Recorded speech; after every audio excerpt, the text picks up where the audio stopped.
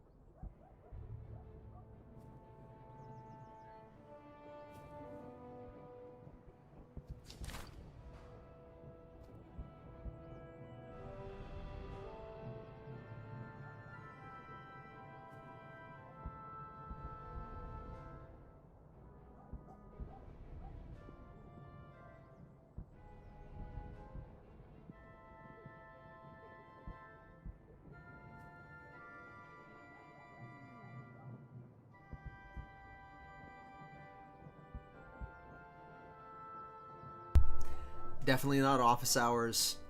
I am off today and am just having a good time.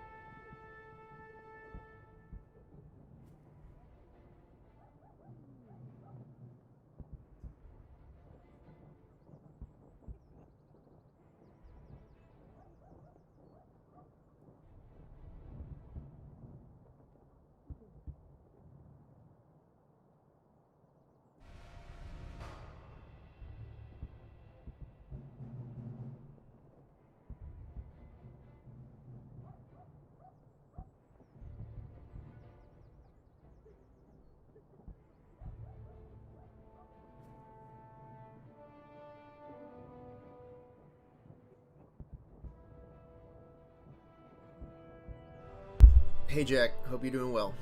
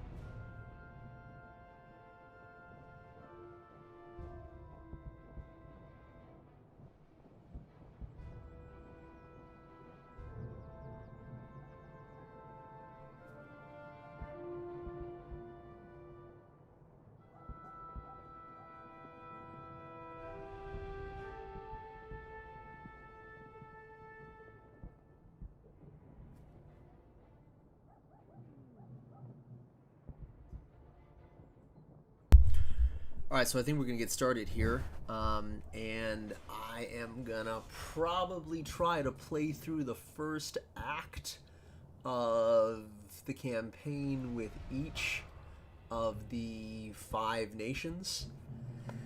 So I think we'll probably start with Britain and see how we can go from there, and if anybody has historical questions or you want to know a little bit about the background of this time period, the 7 Years' War, or anything like that, feel free to drop it in the chat and let me know. All right. Well, don't have the other armies unlocked, so it looks like we're starting with the British here for the British campaign. Let's get into it.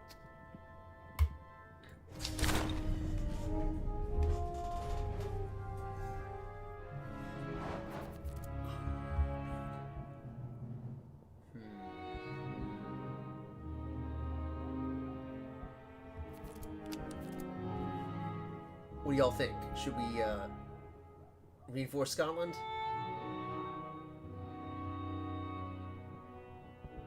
I like the Hessians, so I think we're going to do that.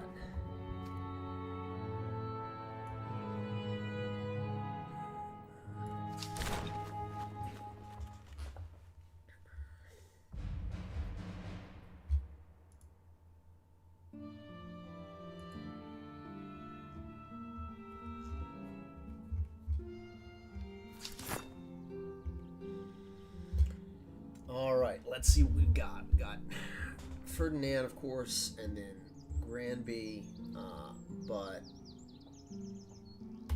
let's see what else we can come up with here as far as the units.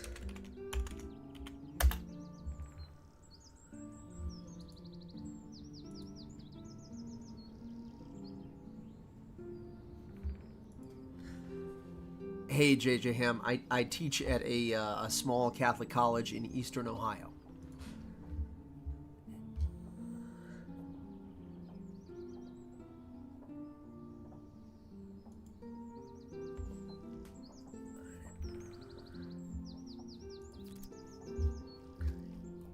All right, so I like the buffs, the 3rd Regiment of Foot. In the course of writing my dissertation, I actually looked at a big diary from one of the officers in this regiment during the 7 Years' War, who, you know, kind of fought over in Germany alongside the buffs. So I'm gonna probably change this regiment to look a little bit more like them. And if y'all, you know, want to know more about these units, Kronoskopf is a great like online wiki for, you know, to get background and what the uniforms look like. That kind of thing. But let's get into it here. Okay. So we want red, and then we'll go buff, and then we'll change the crossbow color to also buff.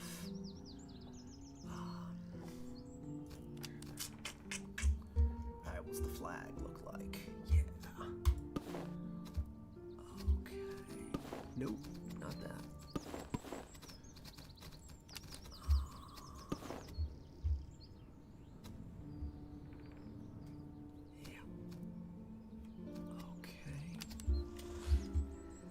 And then what about the Highlanders? Let's see. How about we do one that is raised early on? The 77th, maybe? Yeah, that'll work. And they have a green flag.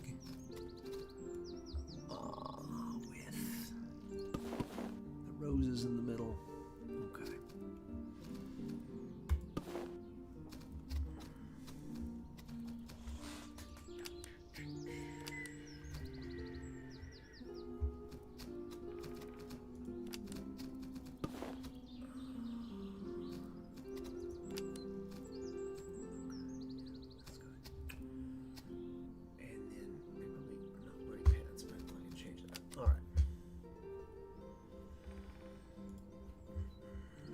Oh, man. Ryan, how you doing? Long time no talk. Yes, JJ Ham, I am at Franciscan. That is correct. What, Will Raffle? Oh my gosh, a lot of British people I've not seen in a long time. Dr. Burns, we are playing AA Global. Pull up. Okay, well, I hope you guys have a good time, Axis and Allies, playing. I'm probably going to be here. I spend most of my time on this page of the game trying to get the... Yeah, same, honestly. Trying to figure out what regiments you're doing is 90% of the fun. So my buddy Jack Weaver from WVU, where I got my PhD, he firmly believes when he plays the game that if you make the uniforms right and you name the unit, it will always perform better. I don't know if that is correct, but that is what we're going to go with here in the game. All right, 3rd Regiment, 3rd Foot.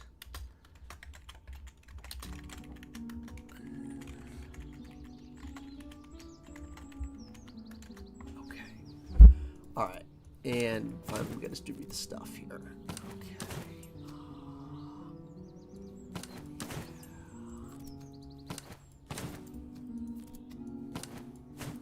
Oh, right. Okay.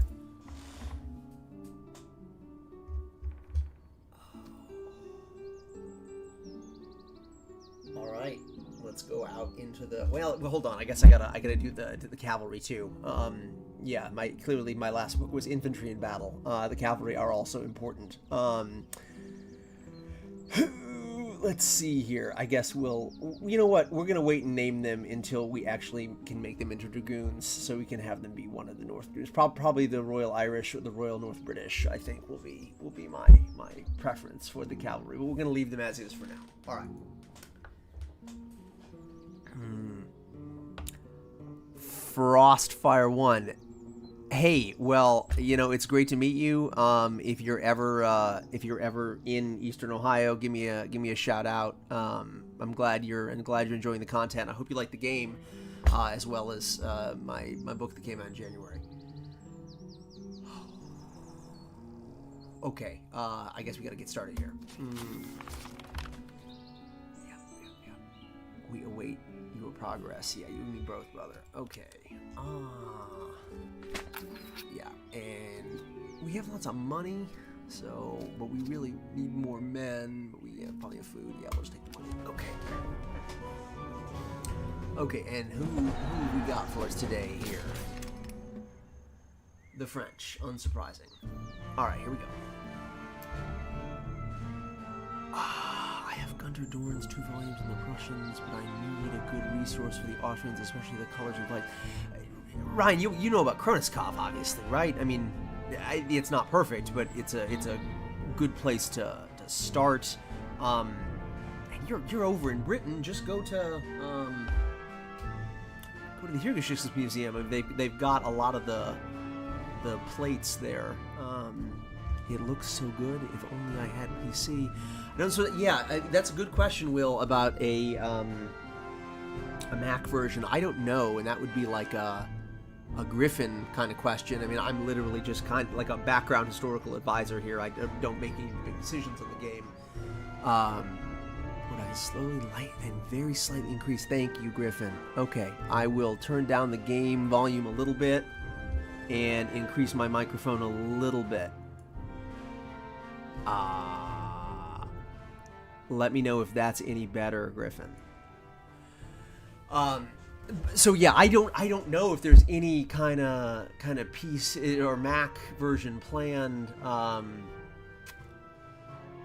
yeah, that would definitely be a Griffin question. Okay, the Battle of Dundee, because of course we're in Scotland here. Oh, thanks, Frostfire. I'm glad you enjoyed the game. And the book. Where are you coming in from? Are you in the States? Or are you over in Britain? Or Okay, let's get the show on the road here.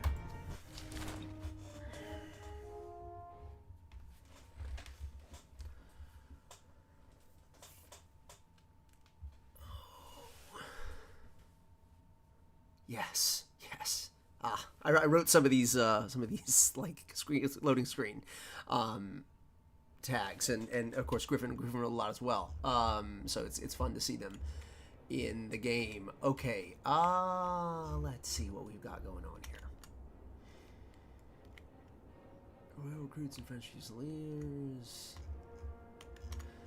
All right, so I'm gonna geek out here for a second about architecture, because that's definitely why you all are on the stream, right? But this is a Faschhallenhaus, which is a particular type of house that's unique to like where the Western armies would have been fighting in the 7 Years' War. Obviously, we're supposed to be in Scotland right now, so it's not super perfect, but it's pretty rare to see this type of architecture represented in games on the 7 Years' War. So I think it's really, really cool that Griffin put this kind of house in. Okay, where should we go?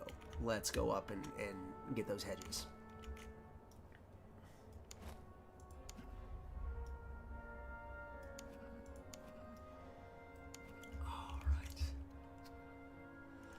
Hopefully I don't lose the first battle. That'd be really embarrassing. Okay.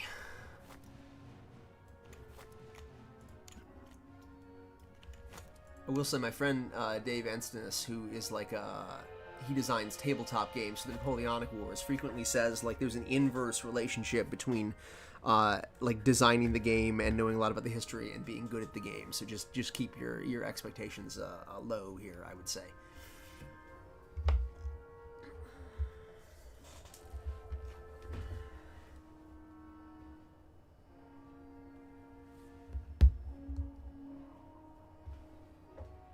Oh, nice, Foxfire. So you're in the States. That's really cool. Yeah, Sharp is kind of a gateway. I would say gateway drug, I guess, but like a gateway for a lot of people into the period. I'm a reenactor too, obviously, and when I started reenacting like 12 years ago now, a lot of the guys that I would work with and would like go up, say up to Old Fort Niagara near Buffalo and do events with up there would basically just spend the whole weekend quoting like the Sharp series, not the books, but like the Sean Bean television series. So yeah, I think that's probably the gateway for a lot of people into this period. Although, like for me, I think the 18th century wars are almost like more fun, and certainly what I choose to focus on, as opposed to the early 19th century and very late 18th century stuff. That's like the wars of the French Revolution and Napoleon. Dr. Burns, how did you end up meeting Griff? So we were connected by a friend of mine on Facebook. I don't actually know that I've ever met him in real life, but he's also a reenactor. A guy named Mason Kelly put us in touch. I had admired Griffin's work on the channel for a long time, and had Fire Maneuver had been on my radar, and I played it for a little bit.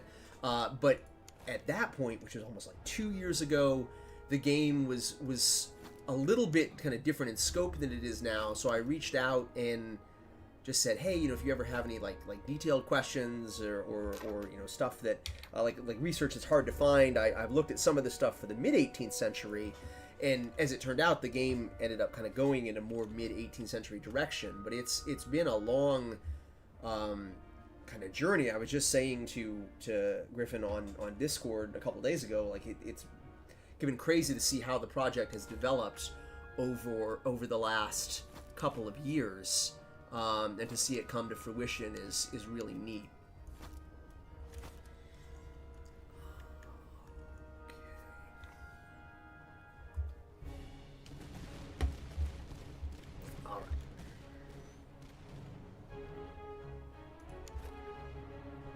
Actually more cover than us at the moment. Let's go ahead and get up that hedge.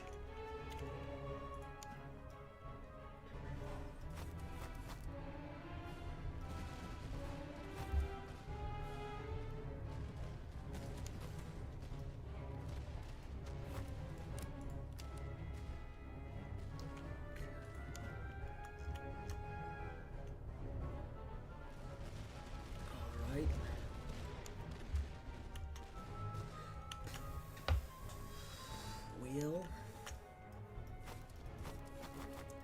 I think one of the weirdest and most fun parts of like consulting on the game for me was early on. Griffin asked me to come up with a name bank of historical officers, and so just kind of like going through army lists and coming up with like French and Austrian and Prussian and Russian officer names was a ton of fun, and you get to see a lot of those in the game.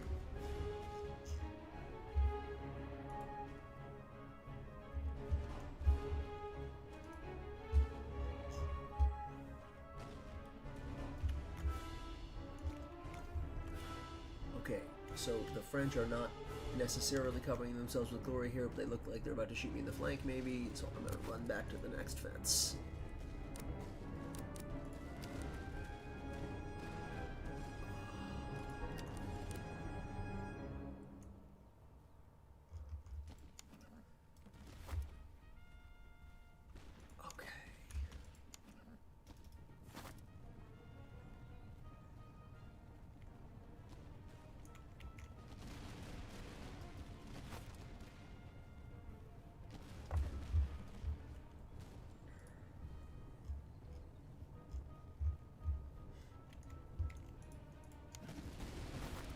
Okay, there we go.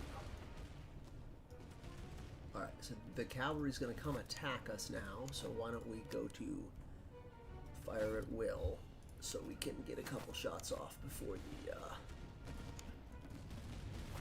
attack comes in.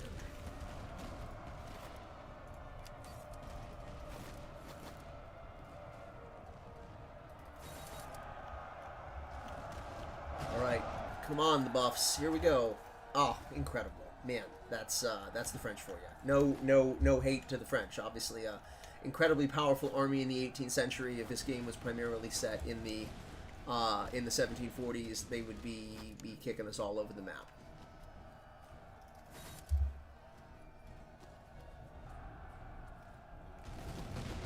That is true. That is true. Although I like Ferdinand is always there in the background, right, Ryan? So you know you never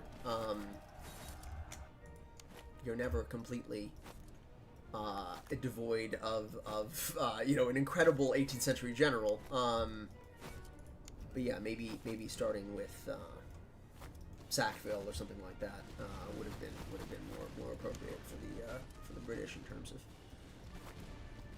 having a balanced playthrough with their French opponents.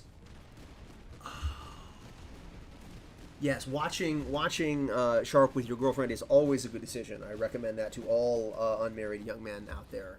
A definite way to connect with your girlfriend as far as the important things.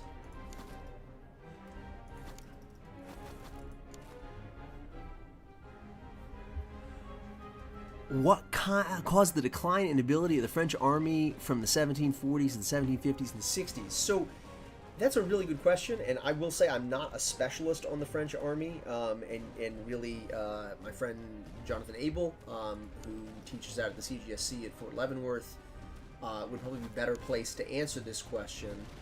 But there's certainly a decline in like overall quality of like general officers, and the French army is already kind of top heavy in terms of its leadership, and so if you have a lot of officers and they're not very good, that can be challenging.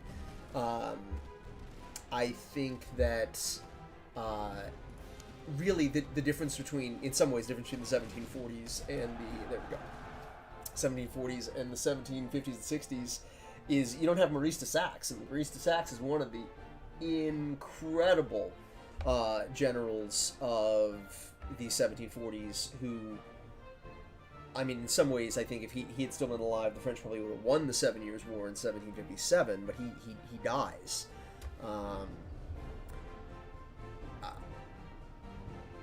Okay, and now Ryan is saying that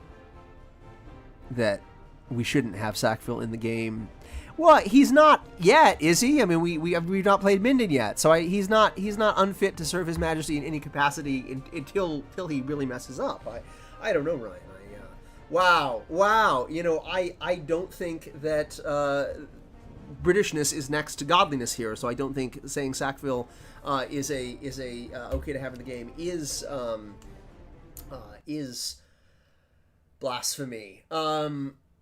Great man theory. I see you. Yeah, I mean, sure, it's some of that. Like Maurice de Saxe is a really incredible commander, and so that's hard to get away from. I guess I would also say, like, you look at this French army in the it's pretty good in the 1730s. Like, if you look at the battles of the War of Polish Succession, the French are doing really well. They're fighting in a way that makes a lot of sense. The French also do okay in North America, especially in the early campaigns of the Seven Years' War, in a way that maybe they don't in the sort of the European campaign. So it's a logistical issue. I think also once you really struggle in 1757 and early 1758, it's difficult to get back from that. Right? I mean, the logistical failures of the French army in the later part of the year in 1757 destroy what's in some ways one of the best French armies of the war. So, yeah, I would say, I do think Desax is important. But logistics, the preponderance of officers of mediocre quality, all of this kind of plays a role, and if it hadn't been for Rosbach, maybe the French would have done okay. All right, what do I think about the game's sound design? I think the music is good, but you didn't ask about that. I would love to have voice lines of dialogue in the game, and have actually written a lot of the like when you click on the units and they say, like, they would say yes sir or something like this. I've written a lot of that in different languages, and would love to see that eventually be put into the game. But yeah, as far as the sound design, I really like the menus sound design. The battle sound design, it's good. I would say that I'd love to hear the men's voices. I think even if just in the background they're kind of like talking and things like this. That would be my preference for changing the sound design. Okay. All right, let's get up to Dundee and buy some people, because we need some reinforcements here. So let's go hire some reservists.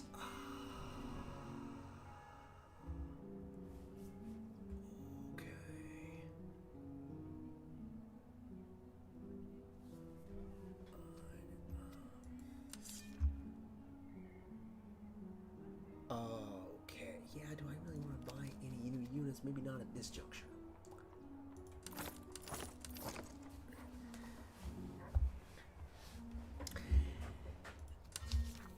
Alright, let's get rid of these uniforms. We're going to definitely give the breastplates to our cavalry. Yeah, a lot of this stuff is actually pretty useful. I have enough ammo. I have enough food. We're not going to raid the village because we're in Scotland. Alright.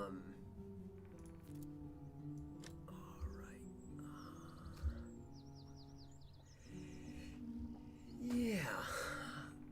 I mean, yeah, Ghost, you did an incredible job on the sound design. I think the background of the menus is great. The battle stuff is great. Yeah, I'd love to hear some more voices.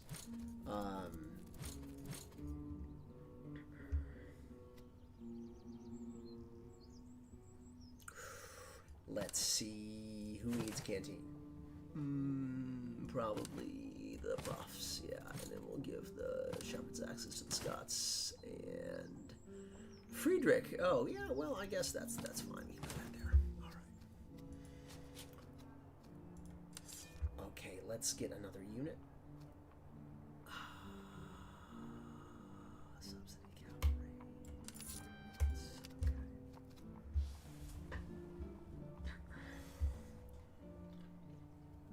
Hey Jack, so as far as what separates the game from Total War, I guess I would say first and foremost the logistical side of things. I mean, there's certainly you have to worry about in the battles of Total War, like eventually your guys and your artillery, say in Empire or Napoleon Total War, are going to run out of ammunition, but once you get back out into the sort of turn-based screen, it just reloads. And here you actually have to worry about like logistical support for the army in terms of buying ammunition, in terms of buying food. I mean, Frederick says an army marches on its stomach, and so that's an incredibly important aspect of 18th century warfare the game captures pretty well. I think. Oh man, who's this here? Okay, so it looks like we got like the Chasseur de Fisher here on this screen. Let's maybe back off for a little bit and then go chase him down.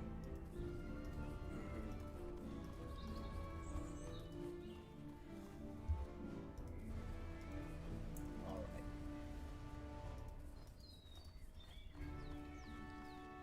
Oh, Glasgow. What do you know? Here we go. All right. So now they have two cavalry, French provincials, chasseurs, and recruits and fusiliers. Okay. General session and buying brass guns for the artillery as soon as possible. Yeah. Absolutely. As soon as I can afford some of that.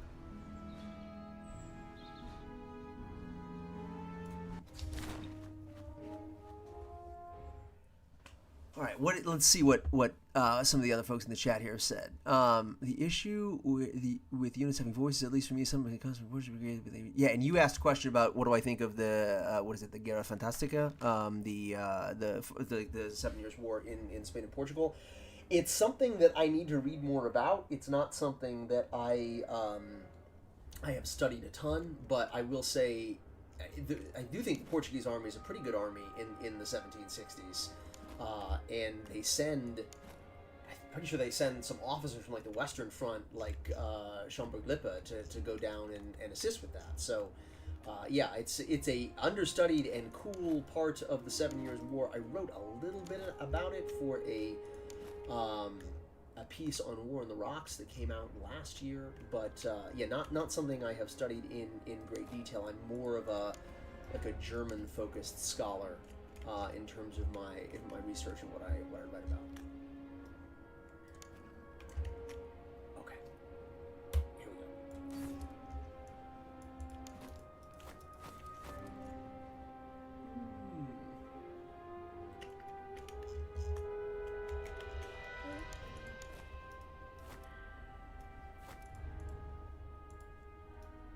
So Andrew, if you're still here and watching.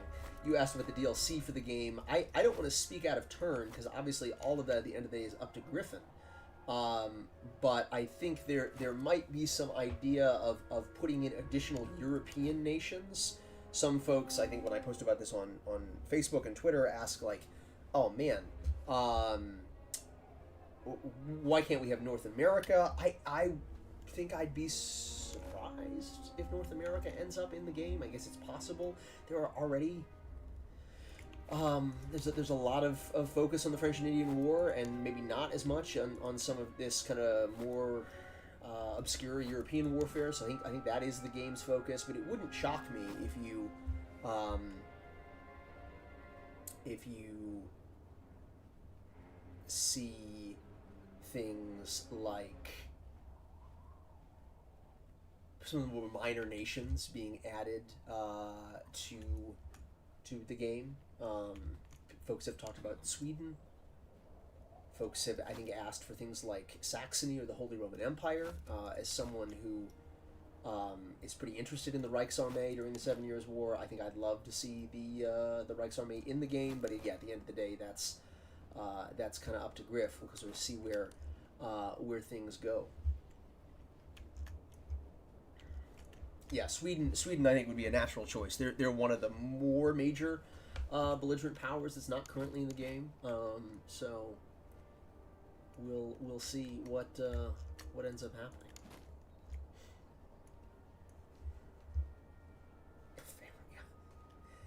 Yeah, what European nations do you want to see? Piedmont, Spain. I mean, I'm pretty sure. Like the Savoyards sit out the 7 Years' War, don't they? I mean, if this is a War of Austrian Succession game, like 100%. But I don't know that that's going to be anyone's first choice. But it would be fascinating as someone who wrote a little bit about their army in my most recent book, and one of my very good friends is a scholar that like all of her research is based in Torino on that household. It would be cool to see them in the game. question.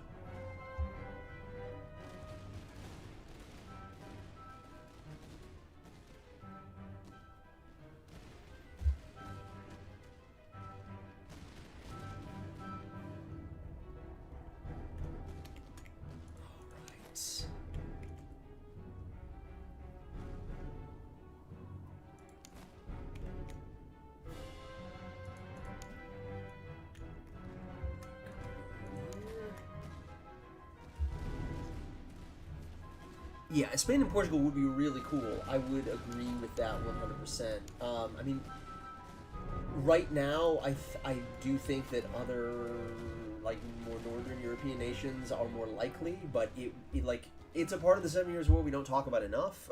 It's a part of the 7 Years' War that I think is really cool. I mean, like, as I recall, like, John Burgoyne serves as a cavalry officer in that part of the 7 Years' War, so you could absolutely tie it in. Alright,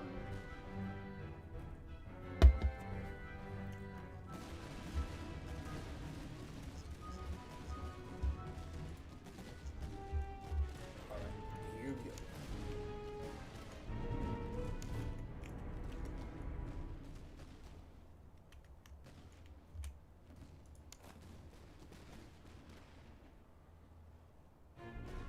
What is our fatigue at, or our stamina, or whatever it is. Alright.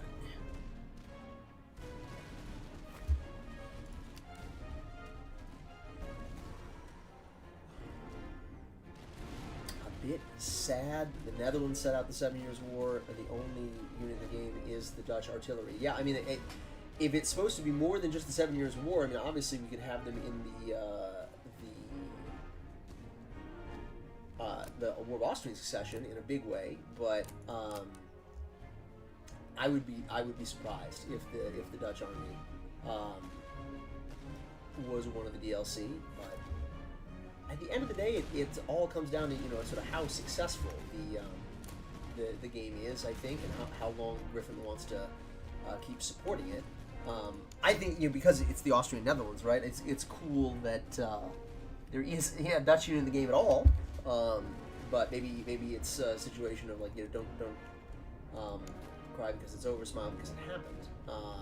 But yeah, if it was a game specifically focused on the War of Austrian Succession, the Dutch would be a really natural choice, and that's a war that's even less well known than the 7 Years' War. So I think wouldn't be the worst thing in the world if we actually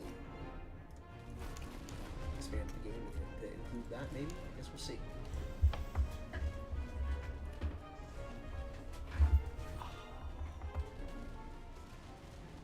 So there is an infantry unit retreating. We're going to hit the cavalry and put our guys to independent fire, so hopefully they'll get a couple of shots off before the cavalry gets in.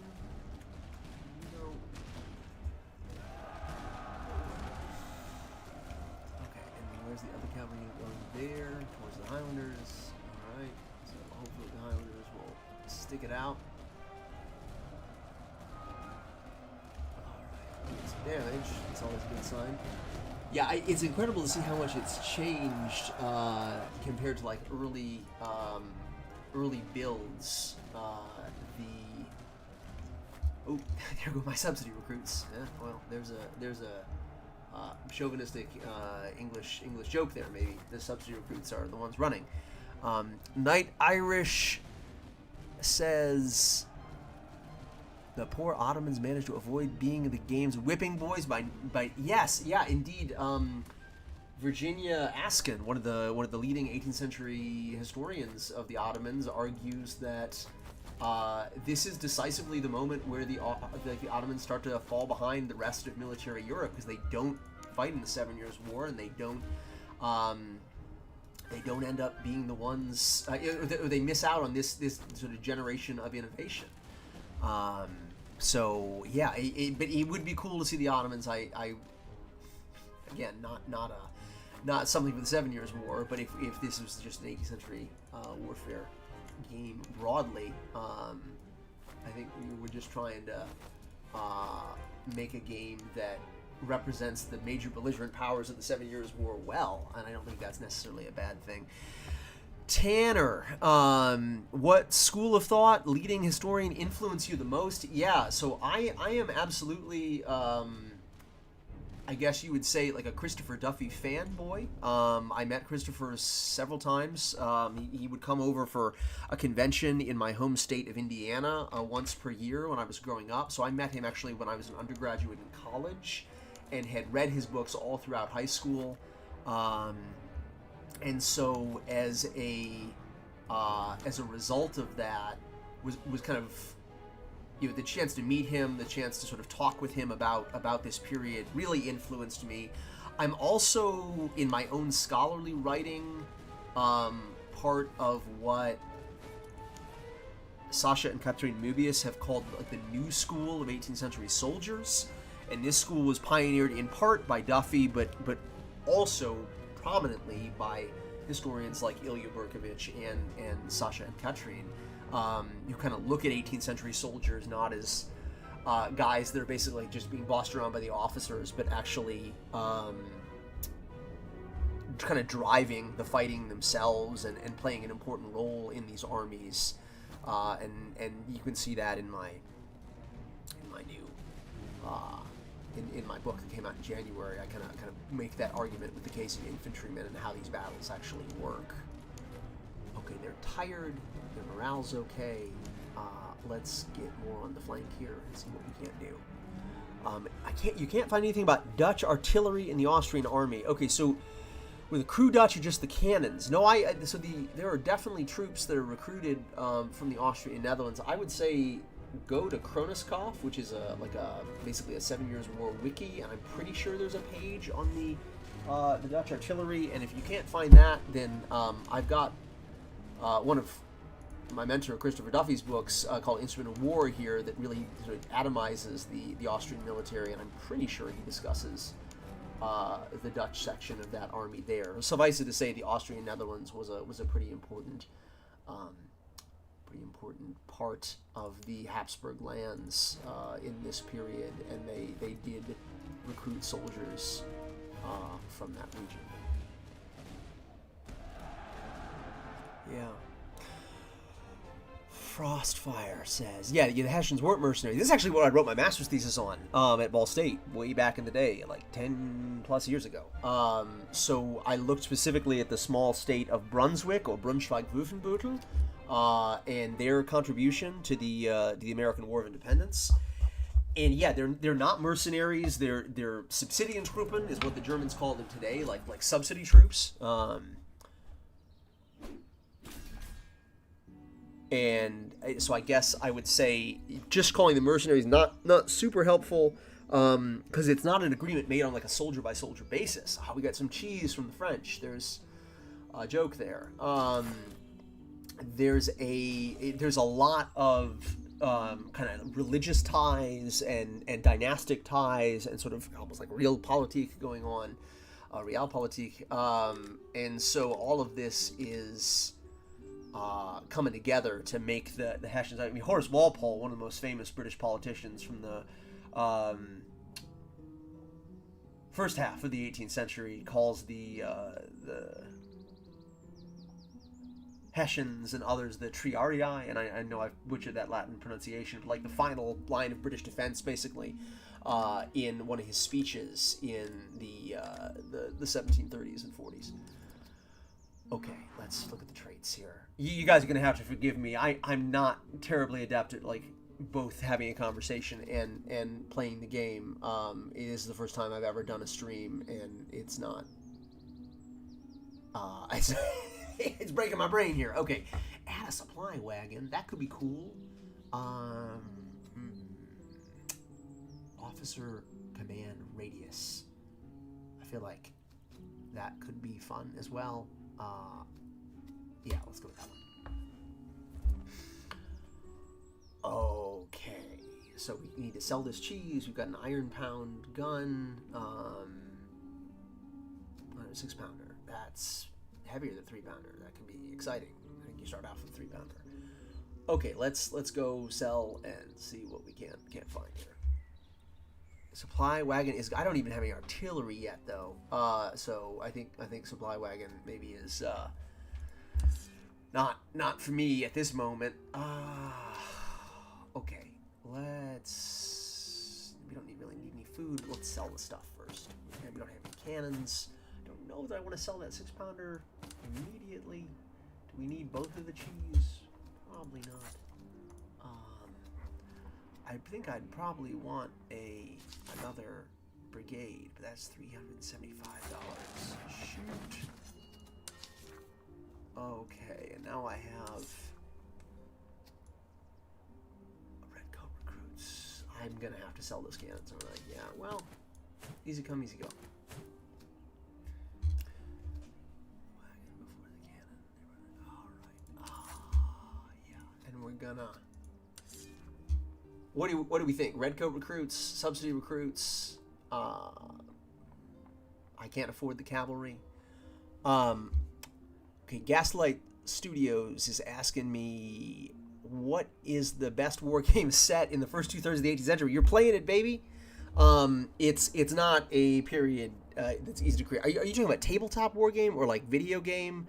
Let me know. And I can maybe dial in on that one a little bit more. I hope they do another game set in the Napoleonic Wars. Yeah. I mean, the Napoleonic Wars get a lot of attention. I mean, you have games like, obviously like Napoleon Total War, but even like Holdfast, I want to say, is set in the Napoleonic Wars. And like Mountain Blade had like a Napoleonic Wars. I mean, there are so few games set in the 7 Years' War. I'm just super happy they did this one. Get more Highlanders, says Frostfire. Okay. Let's... So that would be through the redcoat recruits, I would guess. Well, that's fine. We can do that. All right. Tabletop miniatures game. Yeah. Okay. So I'm working on one. My students at Franciscan can tell you I am constantly torturing them with like different types of play tests and but subsidy and take the experience after the battle. Yeah. I for sure. I already did it though. Sorry, Nikolai. Okay, well, let's go to the camp and equip someone with our cheese here. Oh, they're purple. Fascinating. Okay, let's see what we got here. So we'll try and make these guys Highlanders, maybe. It would be fun to see some Highland Grenadiers with their particular sort of Grenadier caps. Oh, is Recruits. I like that amalgamation there. Redcoat recruits. Trying to check the troop path. Yeah. Okay. Let's see. I don't have an officer yet because I'm completely poor as the British, which is a little bit weird. Let's spread some of this stuff out. We've got a 4 here. We can't promote him yet. We're gonna have 6. We've got 3 on the cavalry, 3 on the Highlanders. Again, we need like 7 for the Highland guys, and the subsidy troops. We probably could make them into Landmiliz. Yeah. So let's put them there, as I am a huge Hanoverian stan, so let's do that. And we're gonna wait and actually make the regiment the right regiment once they move from Landmiliz to an actual regiment of Hanoverian foot. But I love white facings. I'm a huge white facings fan, so I'm happy to see that there. And then eventually these guys will be Highlanders. I don't know that I love that purple facing. Let's give them nice blue facings, and sort of I reenact as now they're kind of looking German. I reenact as the 8th of Foot over here in America for the War of Independence, and so I'm a huge believer in regiments that have sort of royal facings or dark blue facings. Okay, you can check the shop. You can check the shop in the upgrade tree. I don't even know what you mean, Nikolai, but I'm not a huge video gamer, so it's not a shock here. What, in your view, was the most violent battle of the 7 Years' War in Europe? Oh man, I as far as like the actual battle where the most people are killed, I don't know that I actually know that right off the top of my head. I'd have to look that up. But like I think of the Battle of Zorndorf, where was it JJ Ham or someone asked like, what did you think of Griffin's new 7 Years' War documentary? I laughed for like 10 minutes when there was the Battle of Zorndorf sequence where like it was the old kind of like Ninja Fighter style game where the guys were punching each other. I thought that was the funniest thing that I'd seen in a long time. Yeah, I think Zorndorf is up there. I don't think maybe it's the largest or bloodiest battle of the war in terms of total numbers have been killed. I think, or even percentages. Torgau is also really high, depending on who you believe as far as the casualty figures for Torgau. But maybe, I don't know. It's just a really hard fought battle, and it's one that stands out to me. So it could will in the fourth of Changelings of Victoria. Oh my gosh, ruined East Prussian infantry. I'm sorry, I didn't mean to, but I will get to Prussia. I promise. I don't even know that I'm gonna do a full, like Act 1 of the British.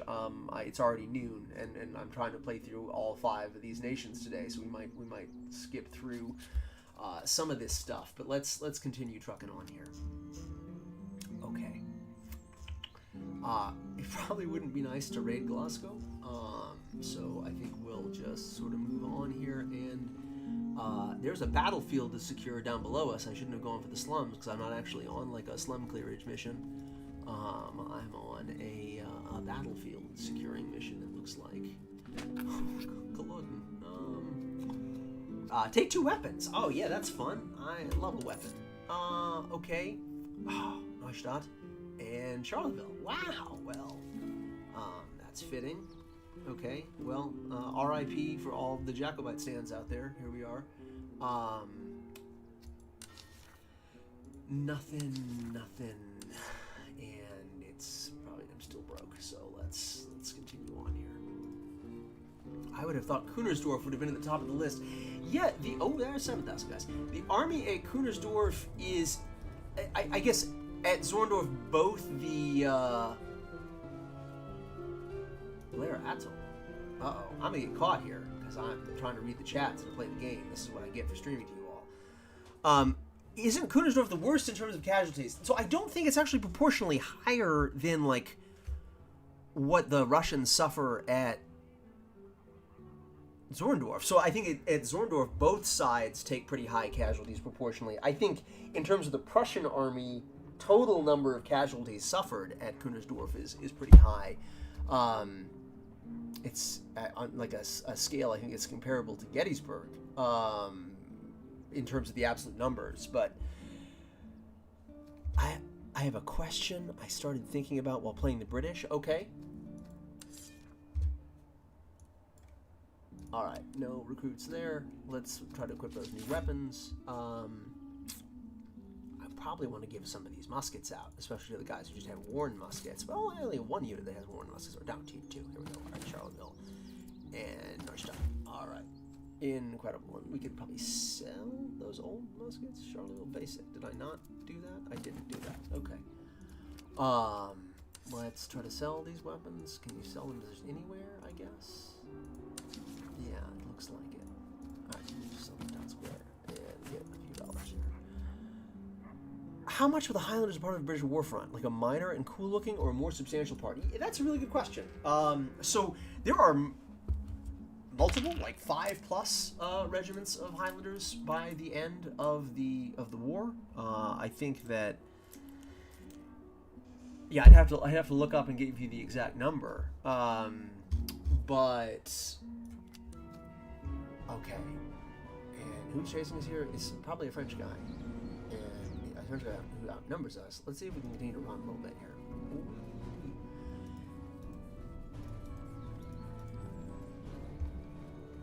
Oh, okay. Ooh, yeah. A raid is expected soon. Do I have plenty of ammunition? Provide ample ammunition. Okay. We need 3 weapons. Oh, that'll be helpful. All right. Let's continue to run away from this larger French army here. Oh, here comes another one. Man, this is not great. We are losing poorly here. Okay, so I took some attritional losses there, so I'll need to buy some more reservists. If it's percentages, then it's Zorndorf at about 2 of every 5 men involved become a casualty. Yeah. I mean, so again, oh yeah, that's just what we need. Looking at where exactly was killed. I mean, if you believe, okay, let's just find these people. Oh my gosh. Looking at where the actual casualties are, I think if you believe one estimate, like 24,000 guys are killed at Torgau on the Prussian side, which I don't know if that's more or than Kunersdorf or not, but certainly coming at that point of the year, I think of that as being an incredibly devastating battle. But yeah, Zordorf just kind of stands out in my mind. So how high are raised, but then just, but yeah, there's like, aren't there some Highlanders in like the 110s and 11 like regiment of foot or something like that? Like there were a huge number of regiments that are created and then disbanded by the time you get into the like the period after the 7 Years' War. Okay, so we have got French Fusiliers, Royal Recruits, and Volunteer Dragoons. Interesting. Yeah, this may be a real short campaign here. We'll see. Maybe we'll get onto the Austrians faster than normal. Okay. Yeah, there's a lot of books that have come out about the Highland War effort in recent years. I can picture the title of one of them. I think I read it for my comprehensive exams, but suffice it to say, I mean, the Highlanders become almost like a martial race for the British in the period after the last Jacobite uprising, and become a hugely important part of the British military kind of in this period. It's not necessarily that there weren't Scots in the army before. There are lots of Scots in the army. But Highlanders become like visually distinctive in a way that maybe like Lowland Scots in some of these units are not.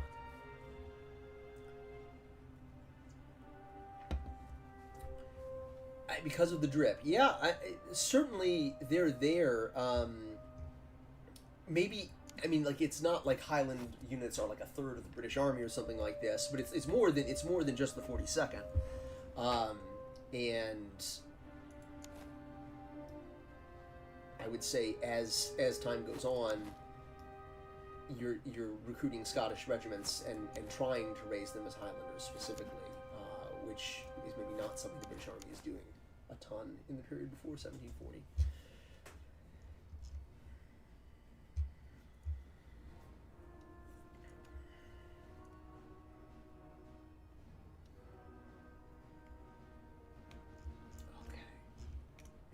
So they're just going to stay there. That's interesting.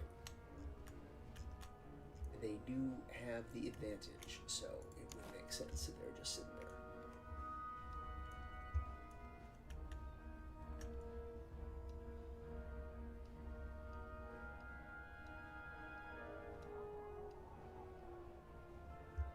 Yeah, absolutely. I mean, you are able to almost do like a able to reclaim Highland culture specifically on the behalf of the British Crown, and I mean, look at battles in the American War of Independence, like the Battle of Morris Creek Bridge. I mean, there are people who argue like the last Highland charge in 18th century history happens in North America because these guys have really started identifying for the Crown via the loyalty oaths they swear in the 1740s and 50s. There's been Scots regiments in both the service of France, and even more, the Dutch Germans get overlooked because of the Irish, for which I am partly to blame. Well, no one blames you for that, as an Irish American or Italian American, depending on how I'm feeling on the particular day. There, Ryan, I guess.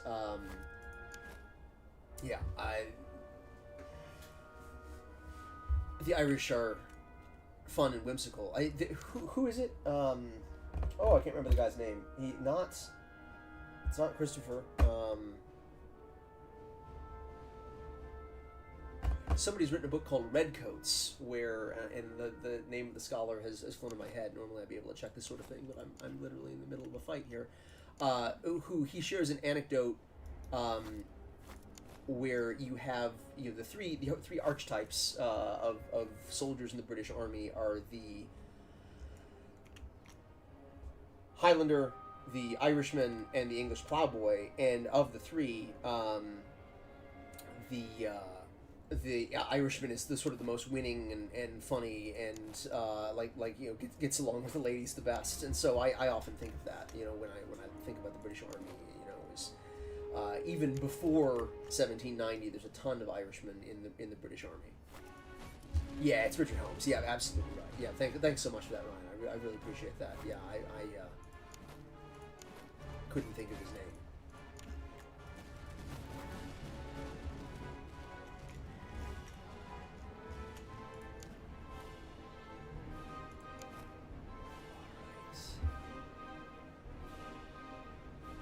Sorry, I just looked up the Battle of Culloden, and the painting that Wikipedia uses has a grenadier with the goofiest face. Say more, Fritzadoo. Yeah, you talking about the Richard Morier painting? Like an incident from the late rebellion? I wonder which one Wikipedia uses. Red coat, the British soldier. Yeah, that's absolutely right.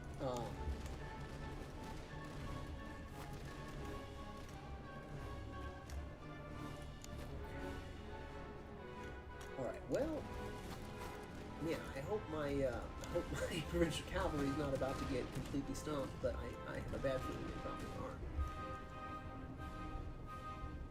What a swine, man! Let's not hate.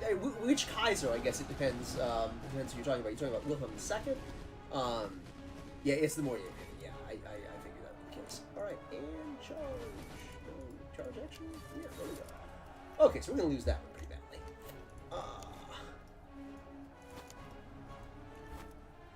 Okay, so the French Fusiliers are still coming on here. He looks like a potato. The stream is taking us to odd places. Okay, so we're gonna try and have the recruits face down the dragoons here and maybe not get Prince Ferdinand killed. Hopefully there'll be some of those dragoons left. I'd hate to lose that entire unit.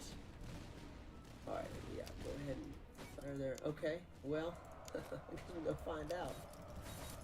Alright. Whee! Well, Ferdinand, it's been nice knowing you, bud. Yeah, not shocking. Oh, wow. Look at that.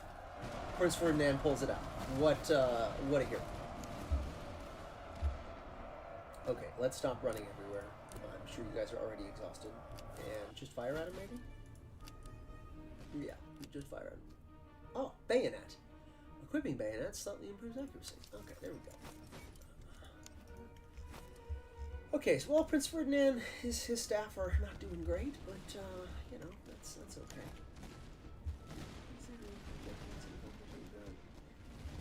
Yeah, I mean, this is what Christopher argues essentially in Fight for the Throne, right? Is that they're marching using like an early form of the divisional system, which is one of the things I really love about that book is in A Fight for the Throne, he shows both the way that the Jacobites and also the Hanoverian or government, whoever you want to call them, forces are influenced by continental tactics. I mean, the Duke of Cumberland is... Ooh, Ferdinand, don't get killed.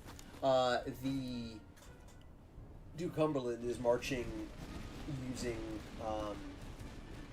what is it? Strategies that Koenigsegg is pioneered against the Turks, or the Austrians have pioneered against the Turks, and he's trying to utilize these in fighting against the Jacobites. Yeah, absolutely. The idea that all the Jacobite clansmen are running around with like, targes and broadswords is not very accurate or helpful at all. They are overwhelmingly armed with alright, let's see if I can type on the boots here. Armed with muskets and firelocks. Okay, so we're winning there. That's good. So we just got these guys. Ooh, the buffs are getting torn up.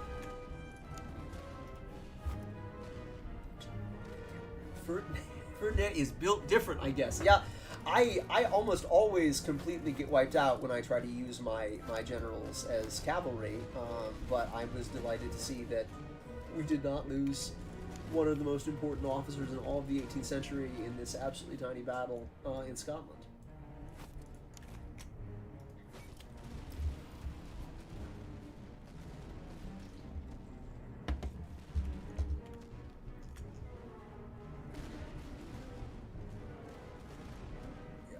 Yeah, absolutely.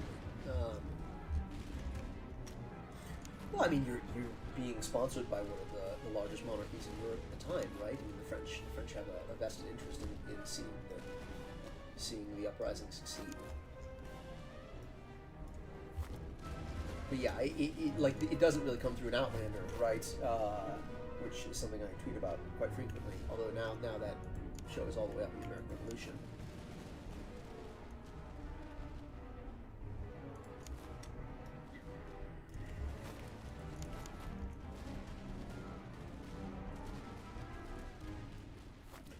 But it's fascinating to me that what dominates our imagination in the 18th century.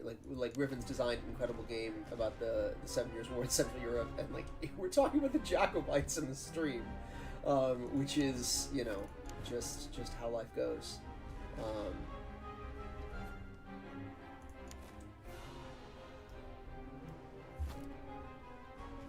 the Jacobites hadn't invaded England in the winter, didn't they go to one? It would certainly have been harder for the government forces to win the rebellion if you don't lose all those men via desertion during the invasion of England. But I'm not a Jacobite scholar. I'm someone who has written a little bit about Jacobite letter writing of common soldiers. I'm someone who has looked a little bit at kind of the way that dragoons and Jacobites fight in some of the smaller moments of the rebellion. I'm not someone who is well placed to speak about could the Jacobites have won. From it's hard to go out and completely unseat the Guelph for the Hanoverian dynasty.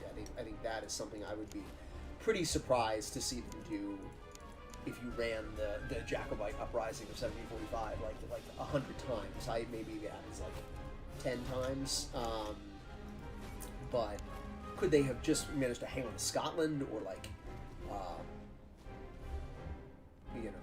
hold on to the war as a whole?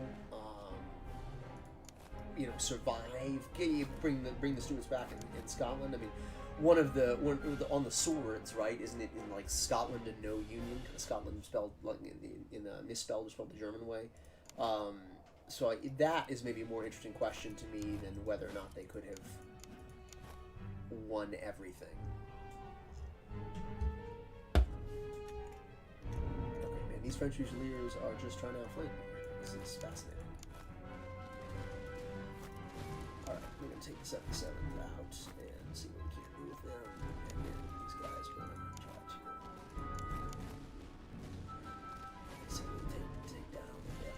Okay. Granby.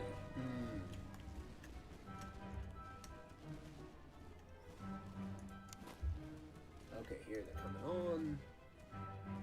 No stopping. I wonder if they're outrageous. That's interesting.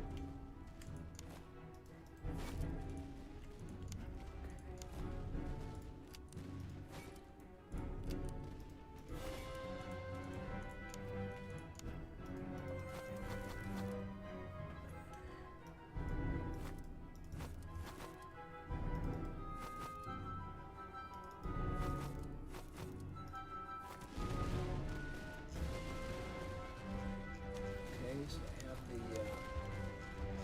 the Gabians back out, which is really neat. I am glad those are in the game.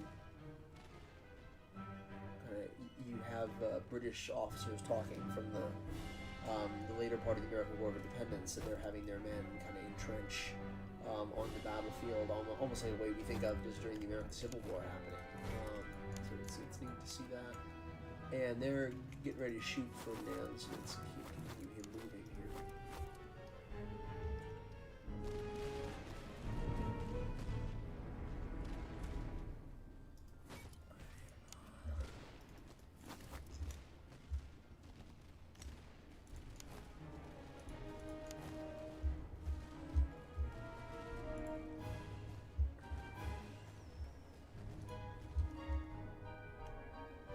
Oh no! And now they kill Ferdinand. Not great.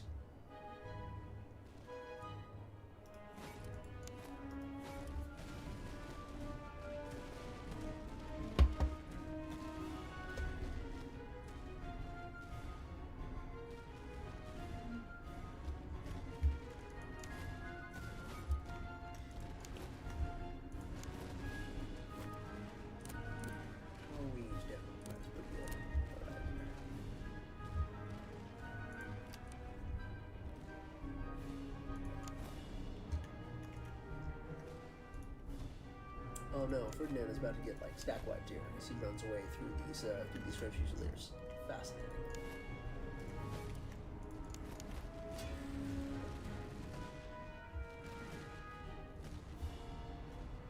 Hold on, says Roll Hendricks. Oh, there we go. Incredible.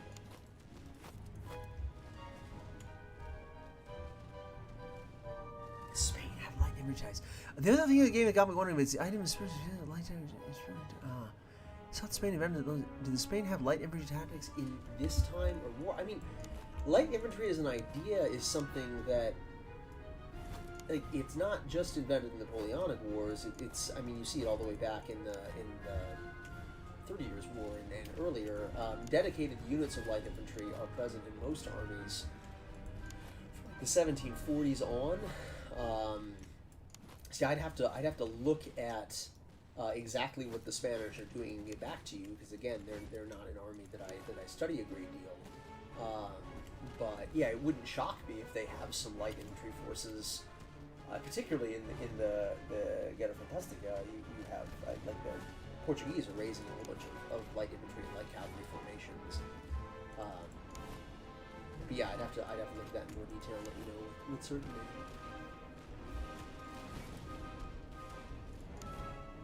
Running away through me, and now I'm shooting them in the back. Exciting to see. All right. Well, that was rough.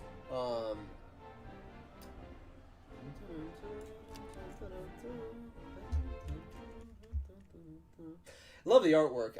To me, it's a game that's mainly about the art style, which I really enjoy. Oh my gosh, this campaign is completely Jover.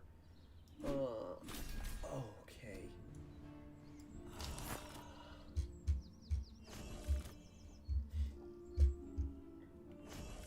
Okay. Okay. Can we promote anybody? Okay, we got 5. We need 6, right? Yeah. And 4, we need 7. And we can promote the Hanoverians, thank goodness. Alright, and we also got to equip our guys with these sabers. Dragoon swords or Cuirassier swords? Interesting. Let's see. Dragoon swords there.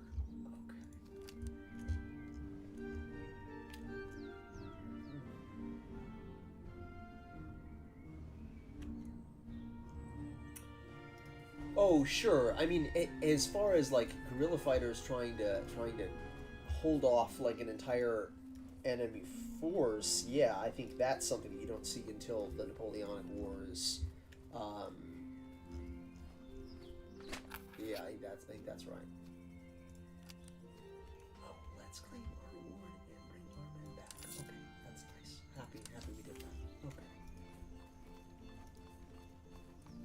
What I wouldn't give for like a village here. We'll go back up to Blair Atoll.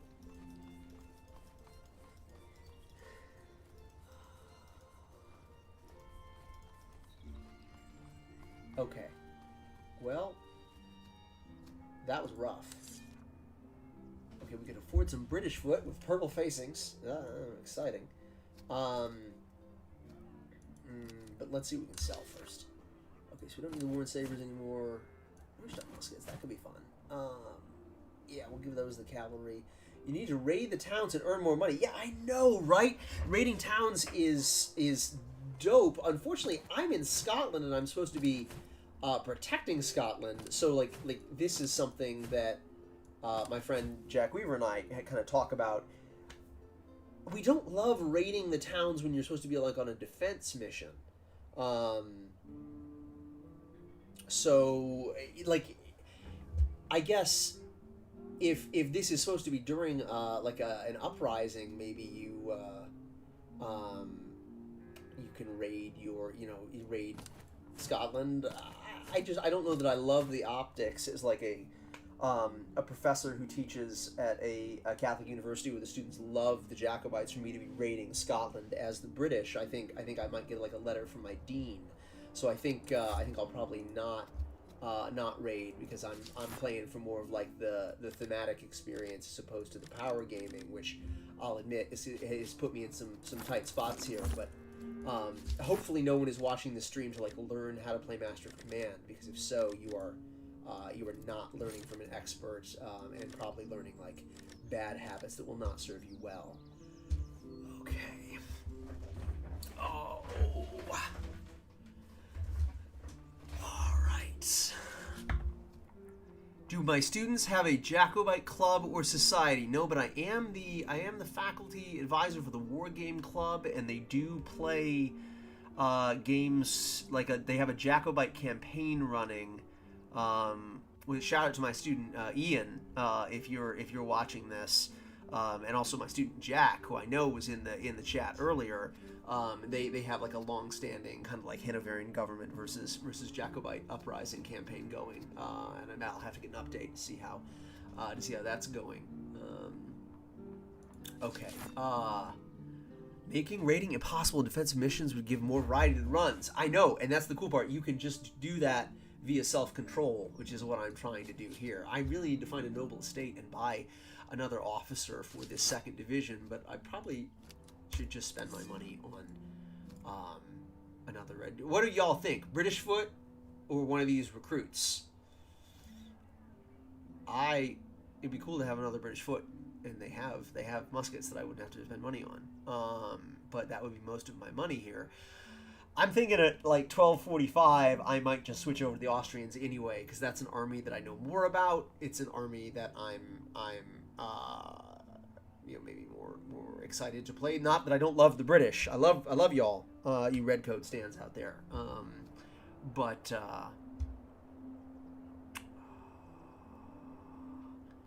let's see here. Substitute some variety. Okay, all right. We'll do that. We'll do that.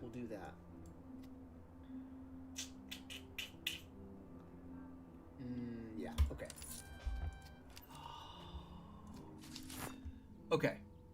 So who do we have here? What can we give them? Let's give these guys. They have large-type muskets. They have probably worn muskets. Let's give them those.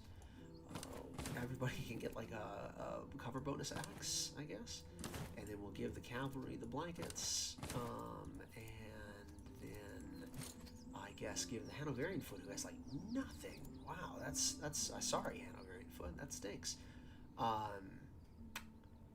Maybe we'll give you need. Yeah, I do. Can I afford that? You think? Roll Hendricks.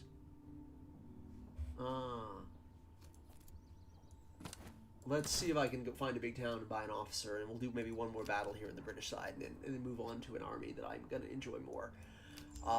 Okay, Inverness, here we go. Oh, incredible. Well, looks like we're doing that battle ahead of time. Just my favorite campaign ever here. Okay. Okay, what do we got? We got French Fusiliers, Royal Recruits, and German Fusiliers. Okay.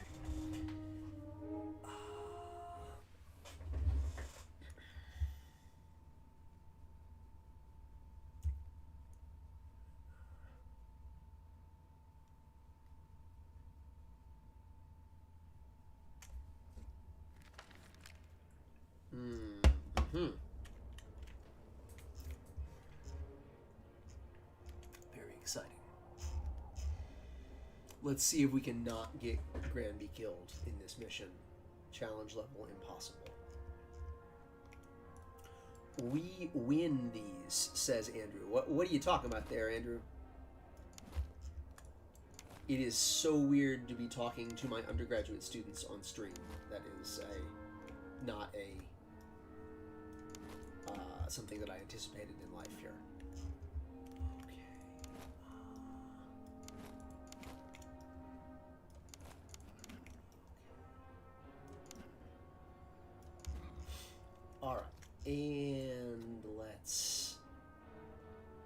get a move on and go grab these hedges. All right. So put the Hanoverian foot out first. They have great. And then the red recruits. We put them here. Subsidy recruits. Okay.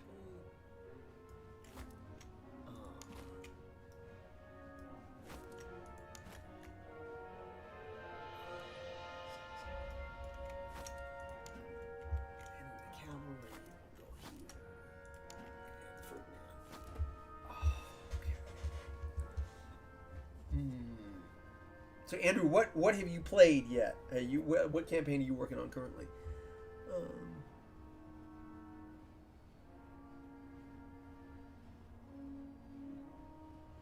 Well, don't feel weird, Fritza dude.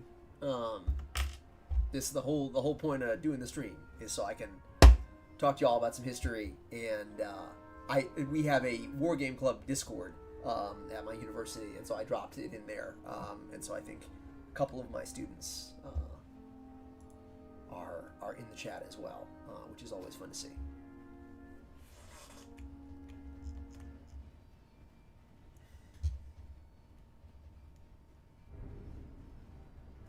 Have it represent. I was playing the Prussians. Oh, my main man. I'm so proud of you right now. Well, Lord willing, we will get there today. Prussia is only three campaigns in, so as soon as I completely mess up this campaign as the British, I can go on and do a Prussian campaign. Okay, the buffs aren't actually going to be that useful over there.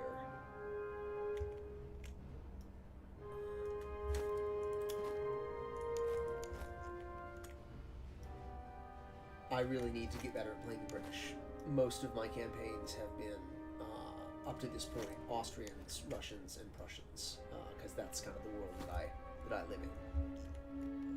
But I like the Hanoverian army a lot in the 18th century, and I wish there was more scholarly work on it. So maybe I should set aside today to do like a Hanoverian themed playthrough. That would be a fun time.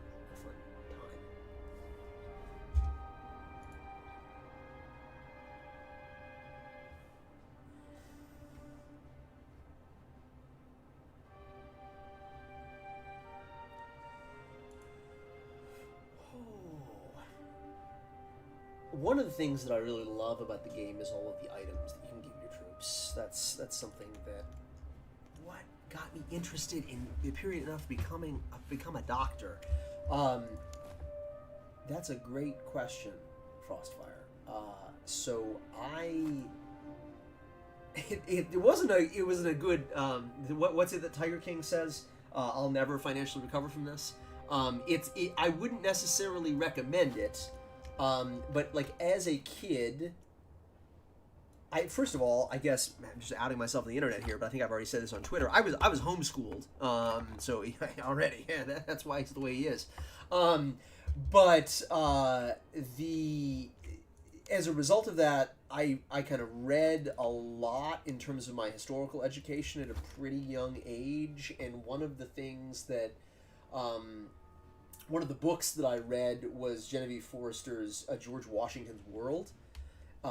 This was a book. She wrote a lot of these, like John Smith's World and Caesar Augustus's World, and she was a children's author. I want to say from like the 50s or 60s, or at the very least before the late 20th century, and I read that book, George Washington's World, and like the parts on George Washington were cool, but the parts about Frederick the Great I thought were absolutely nuts, and so I really kind of leaned into that. My parents had some friends in Berlin who had moved over there, and they knew them obviously while they lived in America, and we went to visit them, and so I dragged my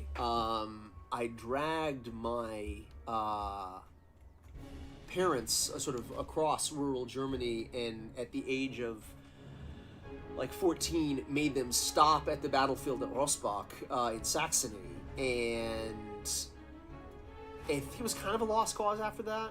Like I had gone down too far to really escape from wanting to spend my whole life kind of researching history, And so, as a result, I decided to get an undergraduate degree in history, and I went to a small Bible college in northern Indiana. And from there, again, sort of in conversations with Christopher Duffy wrote one of the letters for me to go to graduate school, a letters of recommendation. I went and got my master's degree at Ball State University, and then finished my PhD at West Virginia. I mean, it's like a 10-year-long process. It's a huge amount of time and investment, and there's like a 25% chance you're going to get a job, at like a tenure-track job in history when the time is done. Dude says, every professor starts off as a nerd, huh? 100%, my brother, 100%. Yeah, every professor starts off as a nerd. I mean, Christopher talks about in his new introduction to Wild Goose and the Eagle, like riding his bike in northern England in like the 1930s and 40s, and basically thinking like, oh man, this is how I would have deployed my troops in this more if I was Frederick the Great or Maria Theresa probably, or Loudon or Dawn. So yeah, every professor starts off as a nerd. Very few professors do you meet, I think at least, who are like get into it because they like want to be an intellectual and want to have a scholarly career. I mean, those type of people exist, and probably go to graduate schools that are way more prestigious than mine. But most of the enjoyable and fun people that I worked with in the course of my graduate school experience were absolutely just there for the love of the game, and like grew up loving the American Civil War mostly. In my program at West Virginia was the vast majority of the got those dragoons pretty nice on the way in. The vast majority of the people at WVU studied the ACW, and so it was a good program to be in from that regard. And there weren't a ton of people besides from my good friend Jack Weaver, who studied 18th century military history there at WVU, but it was a good time.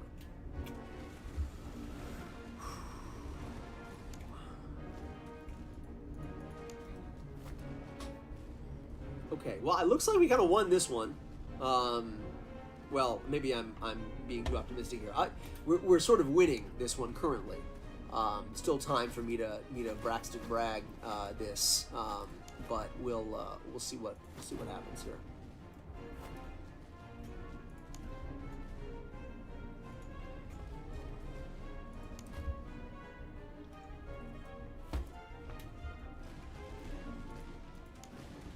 Retreating, so let's attack them again. Yeah, great.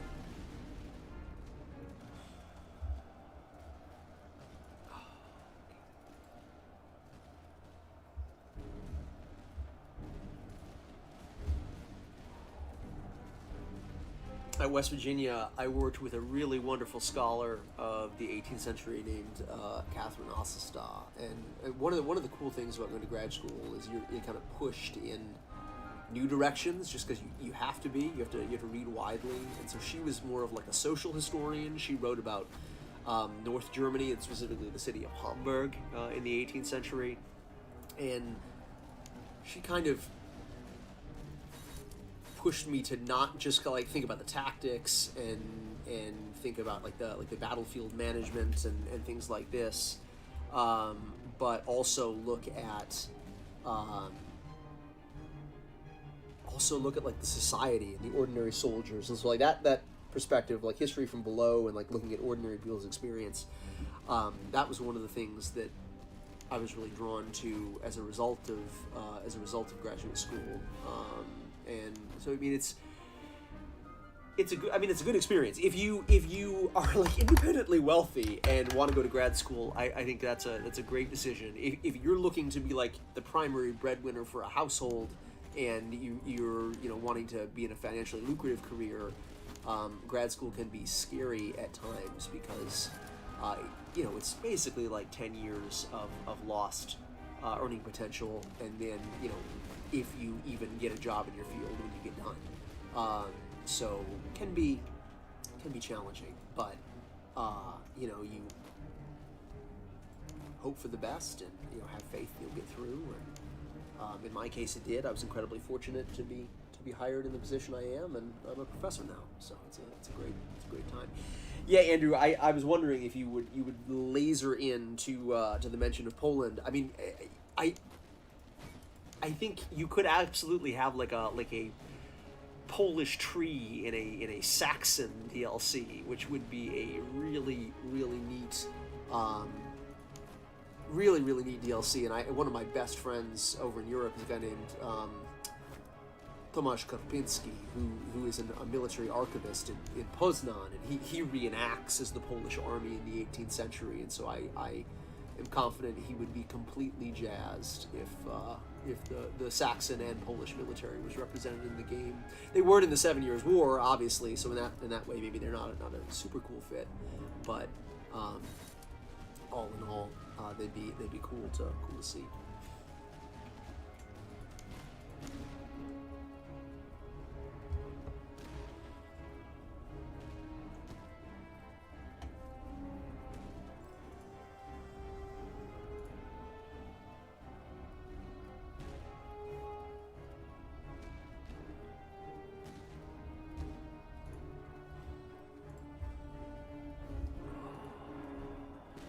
So what do you take my money? Yeah, I'm confident they would, Andrew. Unless of course that's one of the free DLC.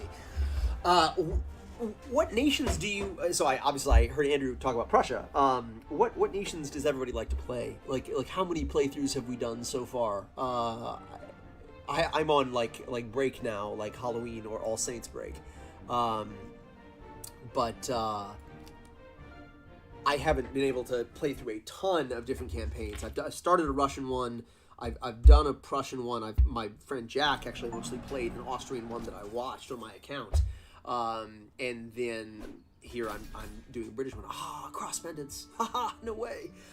So I suppose I should be talking about this once we get to the Russian campaign. But one of my other good friends over in Poland, a professor and archaeologist named Grzegorz Podruczny, he's actually dug up pocket icons and like cross pendants from the Kunersdorf battlefield. So these are absolutely stuff that like the soldiers, and particularly the Russian soldiers, were carrying. And so one of the things I really pushed for being in the game were items like this, and also items like buckshot, which are pretty important.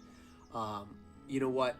As fun as the British Army is, it is 12:45. I think I'm gonna skip over and do another campaign. What nation would y'all want to see me check out next? I see someone says I want to get around to Russia. Some observers actually feed the audio from the Patriot if you listen carefully to the Poltava scenes.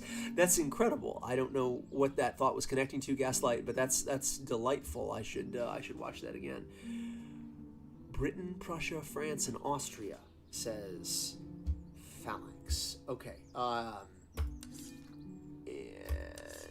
we are out of ammo, which is a great time to stop the campaign. I'm gonna save this one. Maybe we'll come back to this at some point. And quit out to the main menu.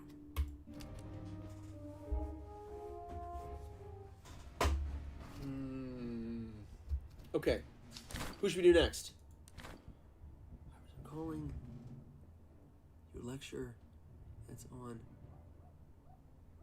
Oh, very good. Okay, roger that. Yeah, no, that was actually something I did up in February this year. And that is not shocking, I guess. But, you hope that movies aren't just stealing Irish Brigade Chief. Stealing audio from other movies. Yeah, I think I'm leaning towards doing it in order.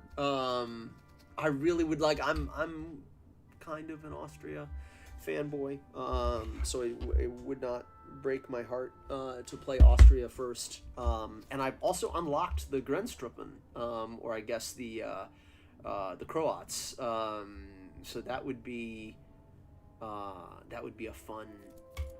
Fine, yeah, Grenztruppen is more like a 20th century word probably than what they're calling these guys. An Austrian-Irish brigade. There we go. Yeah, I think I'm gonna go Austria. I'm sorry. If we have time today, I'll get to France, and if not, then I will eventually do a France playthrough to make you happy, Frostfire.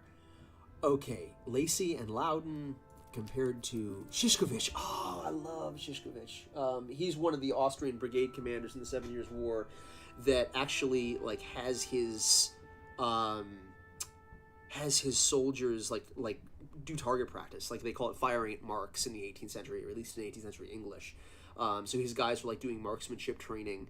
But I think just for the sake of consistency, I'm gonna just do a Crownland Corps.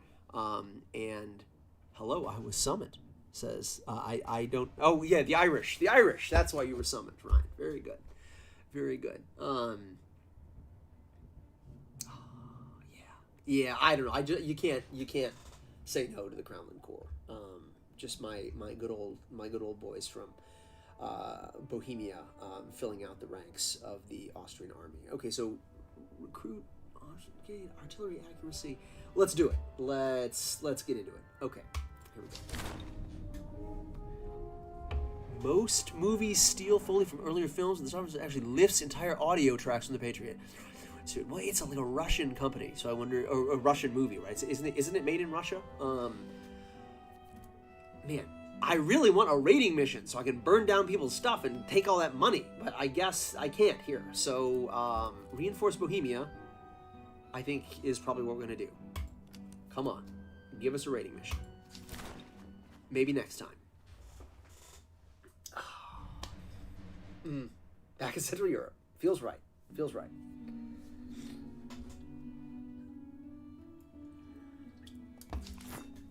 Okay. So clearly we want to give the better artillery stuff to the Austrian battalion artillery here. I also got to like name all of the units, so you're going to have to bear with me. Wait, what? Oh, right. Yeah, of course. So Lacey has some artillerymen, and nope. Bringing down people's stuff is generally considered as impolite. Yeah, that's true. But we were kind of talking before that it's a great way to make money in the game. I don't do it while I'm on my own territory, but requisitioning food and supplies from a village is a really great way to make money. All right, so we're gonna give buck and ball to the Fusiliers. Russian movies traditionally suffer from crappy CGI and bad production value. I don't disagree. Where are we going here? We came to the Stalingrad film. Yeah, Stalingrad 3D. It's so bad, it's funny. I've not seen that one. I'll have to check that out. Veterancy gain plus 10%. Yeah, it's going to be important for our recruits. And then I guess medicinal herbs we will give to our Crownland recruits here. Okay, we're gonna nerd out for a minute and find some units to represent our forces here. Give me a second. I'm gonna pull up Kronoskov and kind of go through and actually make our Austrian soldiers.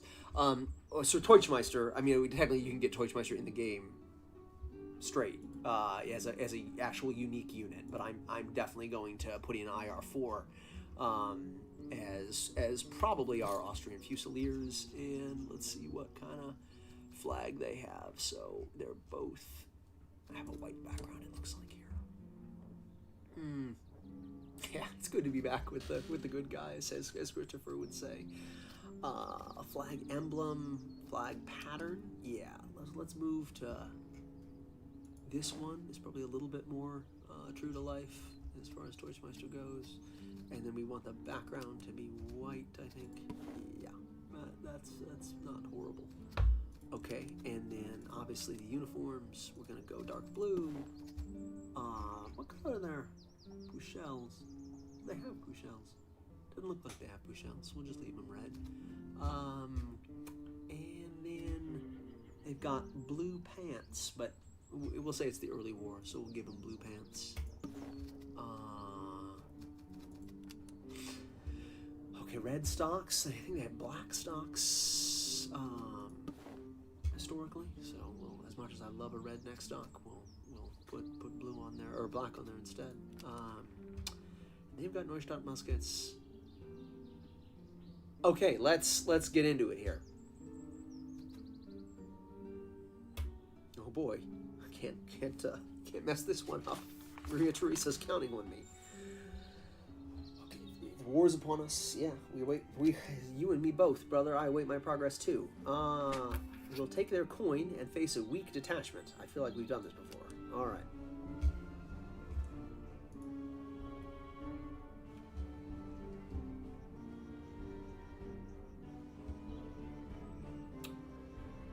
Okay, sorry, I've been ignoring all the chats here. Waterloo was impressive at the time. Yeah, absolutely. You gotta kind of mobilize a huge amount of reservists to go fight your movie battles. That's the way to do it. Maybe I'll get some hate for this, but I guess I don't really care. I really do think that the battle scenes in Barry Lyndon are a better representation of 18th century warfare than anything we've gotten since. Not necessarily perfect by any stretch. I was kind of fighting with Jack about this. He was up at my house over the weekend. But better than what we have in the Patriot. I don't know. It feels like we're declining in quality in terms of 18th century movies that we're getting. Some Woodvice, yeah, absolutely. Love the Irish names. Go with regiments. Wallace or Brown. Hey, Ryan, the second I promote these recruits, we will 100% put some Irish names in here, and go from there. Okay, and I did not name these guys Deutschmeister either, which I should have done. Okay, you know what? We got fences right up there, so let's just nab those fences. And we've got some artillery. Yeah, well, everyone's going to be disappointed because I'm not very good at using artillery. And Fontaine. Okay, well, here we go. En avant. Maria Theresa vivat. Okay,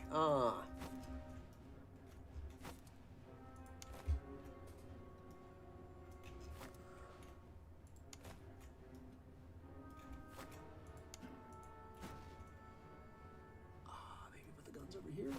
I don't even know.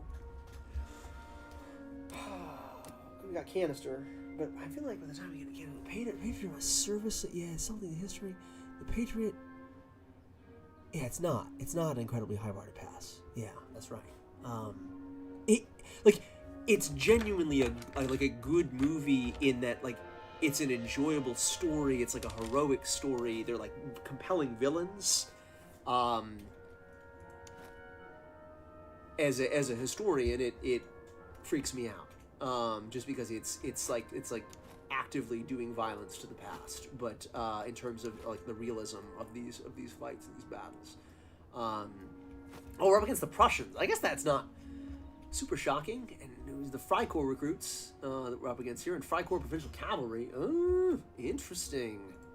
Well, hopefully we don't lose our guns to those cavalry. That would be yeah. So I guess I'll say the Patriot.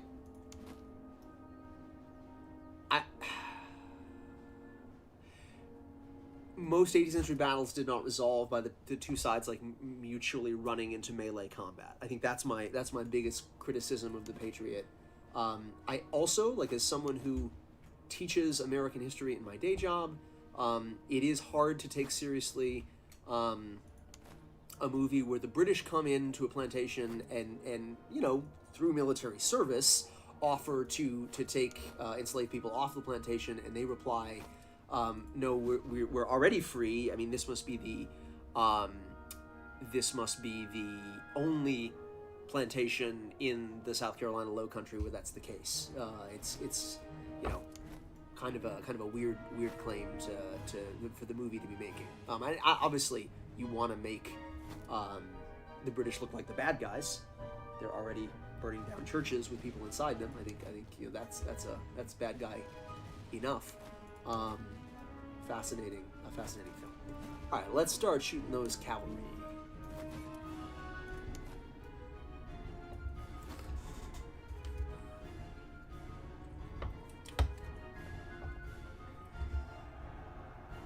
You know, I am friends with Brandon. I have watched a lot of his videos. I have never seen that series on the Patriot. No, I've got to watch. I actually wrote something for his like little book that came out last year, I want to say. I think he does great work, especially in his work on like firefight ranges. His videos on the Prussian Army are incredible. But no, I've not seen his videos on the Patriot. I need to check those out. YouTube is something that I've wrestled back and forth about, like starting a YouTube channel. Obviously, I do a blog. Obviously, I've been on Twitter now for a while. I understand that, like, I'm gonna sound like an old person here. I'm a professor, I guess, but it's like where the kids hang out, like where the kids get their history. I have not done it. Maybe I should start a channel. Yeah, I don't know. I need to think about that. Certainly, you reach way more people on YouTube than I think in most other mediums. But there are already really good people doing YouTube, like Griffin and like Brandon F. And so maybe I don't need to be in that space. I'm not sure. Okay, so the Freikorps recruits, shocking no one, are leaving, and the Freikorps Provincial Cavalry is coming back. How many times do we have to teach you this lesson, old man? All right, come on, Deutschmeister, get him. Yeah, fire fry. Feuer.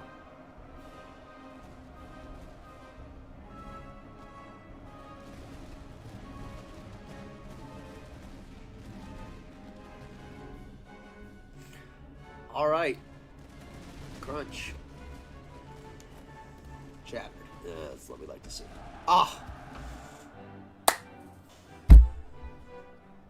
Another victory for Maria Theresa. Just love to see. Yeah, that was it. Something like philosophy. I wrote the chapter on like suffering in Roger Lamb's world. It was a really fun little project to work on.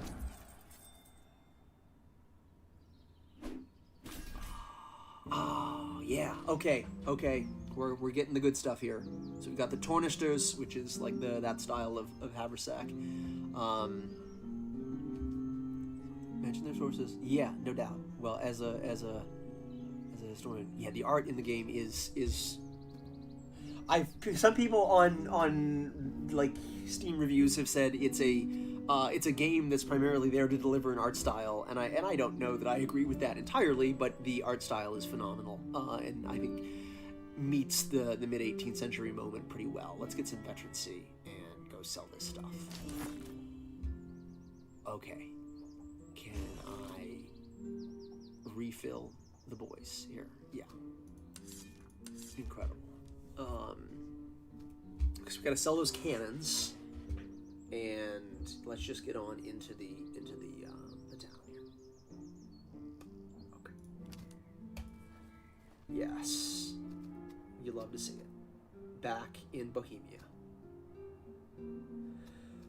Okay, first let's sell the guns, and I can't equip the crochet, right? Yeah. But the coffee, we're gonna keep the coffee for sure, and the tea, and the pocket Bibles. Yeah, okay, alright, incredible. And we already have a second officer. Man, just a superior start here than the other one. Hungarian recruits. I love me some Esterhazy. Let's think about that. Austrian Dragoons, Crown recruits. Shay. Yeah, he is. All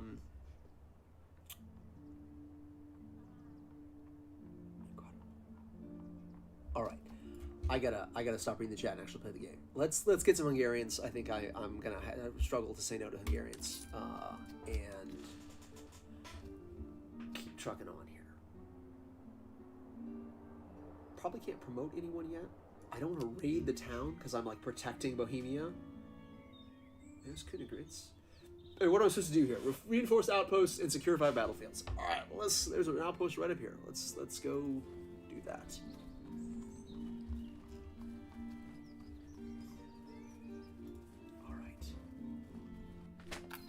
provide modest ammunition, provide ample ammunition. Well, we have a little bit of ammunition here. Let's do that. Enemy raid repulsed. Haha.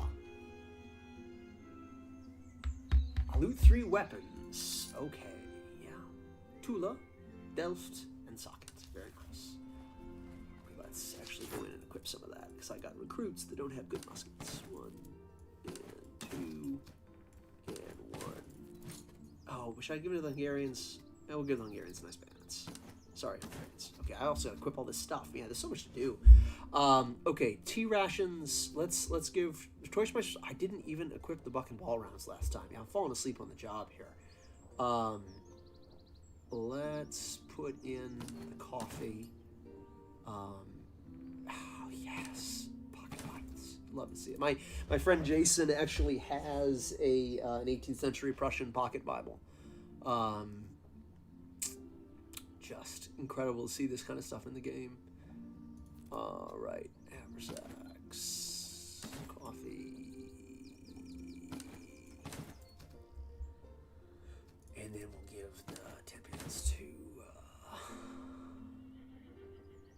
Hungarian recruits. All right, who I'm probably going to redo is Esterhazy, and we're going to sell all that stuff if we make it to the next village, or I guess we should go back to Woodvice.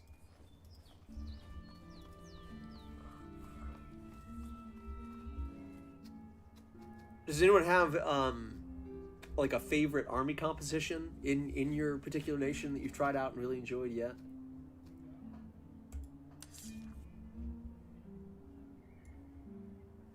Okay, so we have the money, but I'm trying to mix it up a little bit. Okay, so we already have a second. Here's an encampment. What is your opinion? Folk punk forever. Incredible. What is your opinion on the level of customization you can do for your outfits? Are you talking about the units or the uniforms? Because I guess outfit could mean both. I think probably you mean uniforms. Oh, no way. We can recruit people. Okay, so, man, Frenchman, I may regret this. That's so mean, Griffin.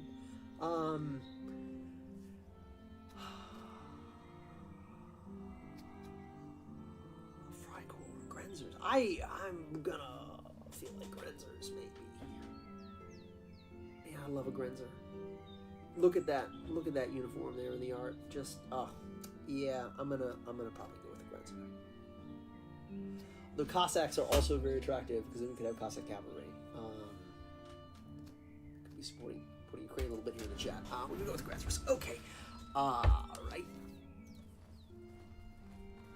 Like pink Frenchmen and bright red Prussian Fusiliers. Well, I'm sorry about that, I guess. I mean, at the end of the day, it's up to the player. And so it's like leaving it in control of the player. I like the customization because you can, if you're like a,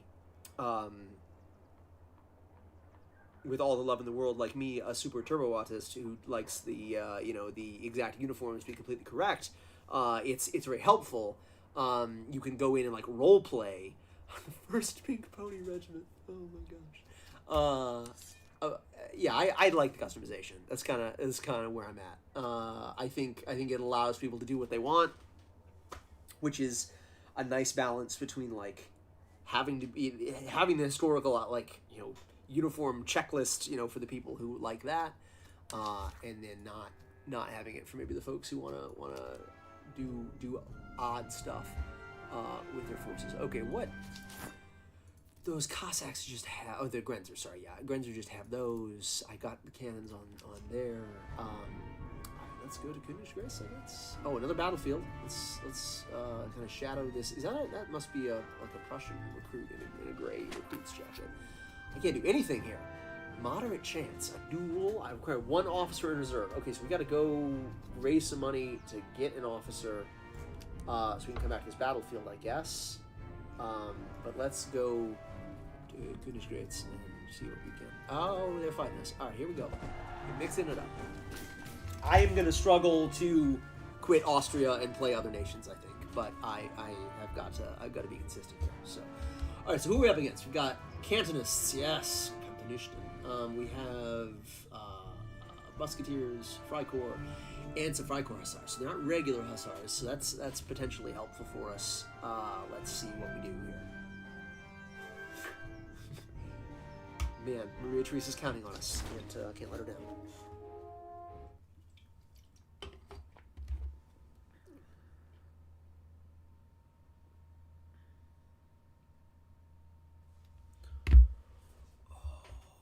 So where's everybody coming in from? How many of you are in the States versus over in Europe, or I guess in the rest of the world as well? I mean, I assume the game will primarily appeal to folks in in North America and in Europe, because that's kind of the history that it's based off of. But could folks be tuning in from Australia or Japan, or where y'all coming in from?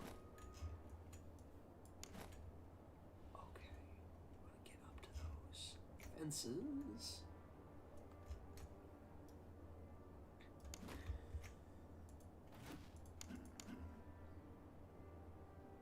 Yeah, I do know it. I'm going there on Saturday. My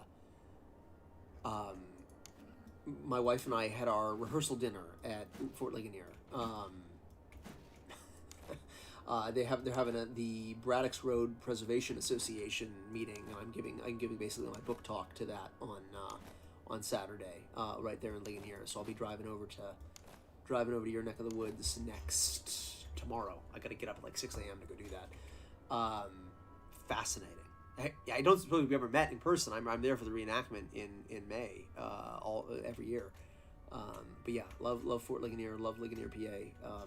If I'm still in this area in 30 years and we're all still around, I'm thinking about retiring there. Chicago born, yeah, Midwest, that's right. Malaysia, nice, that's awesome. Total War nerd. What do you think of this game in comparison to Total War titles? You see people in the reviews being like, it's not like Total War, don't say it's like Total War, and I agree with that. You work at a restaurant right in town. Oh, delightful. Well, I don't know that I've necessarily been to the restaurant, but if you wanna like hang out and get coffee or something after the talk on Saturday, hit me up. Let me know. I'd love to. Always great to meet folks who are working in this environment. They have, yeah. I'm real good friends with Erica Knuckles, who used to sort of work down at the fort, and also Matt Galt, who currently is like their director of education and also like their George Washington impersonator. It's a great fort. But yeah, how do you think the game compares to Total War? Like, is it Total War-esque? Is it something else entirely? What do y'all think? Yeah, the game favorable to Ultimate General Civil War.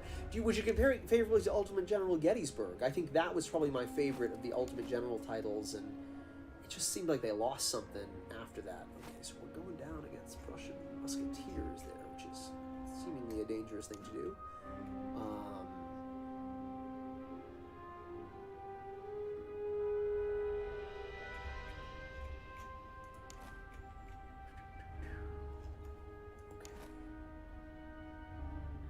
Shielding our recruits here in the back.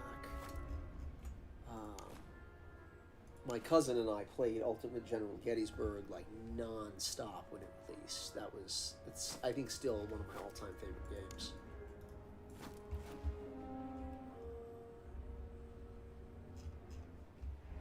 Okay, let's get this artillery shooting. Maybe over at the Cantonists or the Freikorps because they're not covered.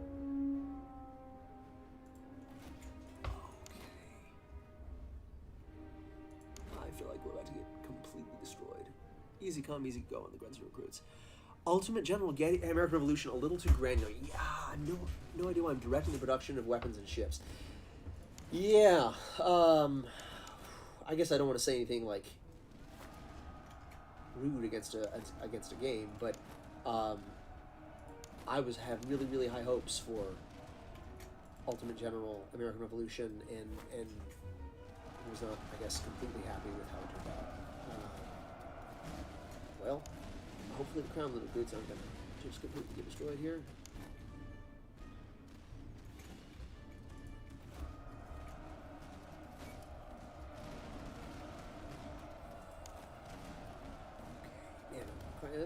This does not seem good. It does not seem good. All right, let's get full down.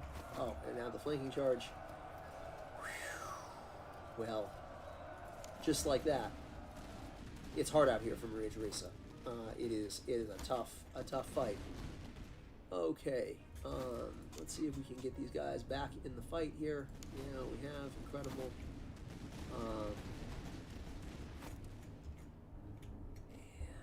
I imagine I'm probably going to lose the fight to these. Let's see, do I find these guys? Probably the army. Yeah, it's so. This is something that I kind of said in my Steam review. It's really like an army management game. It's an army management game that you're also kind of like fighting the battles in, and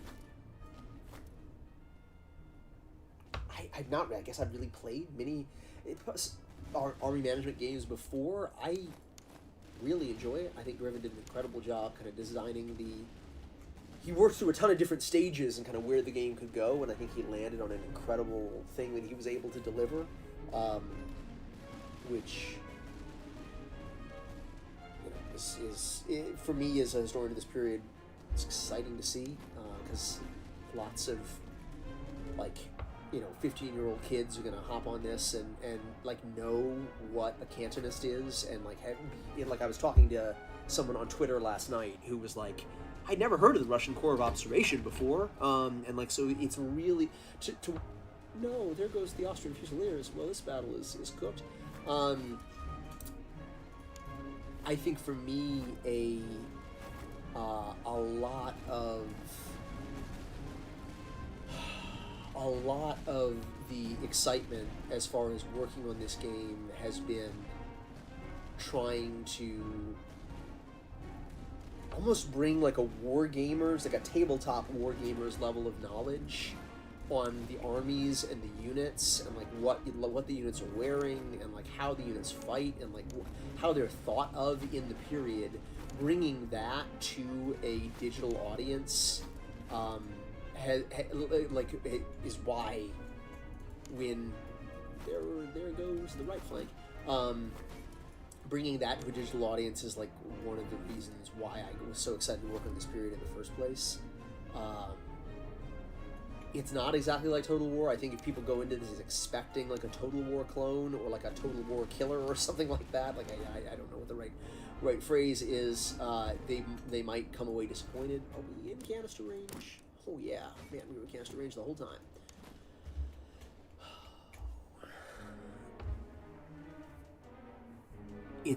I like a more than modern Total Wars, but Awkward Cloaks, this game is like a Total War with UI and responsiveness, and also I prefer the style of campaign.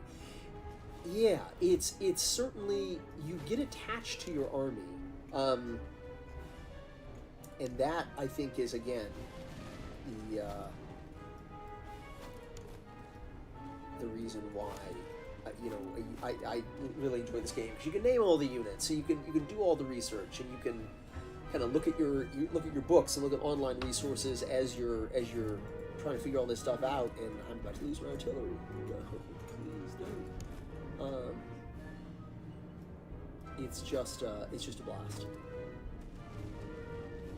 And like, I mean, Griffin is doing this with like a really small team. So trying to manage all this stuff while I mean he doesn't have like even the level of support that like Creative Assembly had in the 2000s, where they were making games that were maybe more comparable to this in scope. That's something that he doesn't have. It's really just an impressive achievement. Von Ross Hussars, or the Observation Corps, like that level of knowledge being spread to a wider base as they think about like this period of linear warfare. It's one of the reasons I was so excited when Griffin like called 2 years ago and was like, hey, how could we make this period fun, exciting, it's so cool to see it all come together, and to finally be able to having worked on this behind the scenes for 2 years in like a really small way, just in an advisory role. It's so cool to see everything that Griffin put together. All right, so my Grenzer are running, and the only people left really are the Musketeers. So we put you guys there. Try to count them. Oh, hey, a familiar place, says Flintlock and Tomahawk. Is that you, Mason? It was just, we were just talking about it. People asked, like, how did I get involved in the game? And I was like, well, one of my reenactor friends on Facebook put me in touch with the developer way back when. I'm doing good. How are you doing? It's good to see a familiar face on here.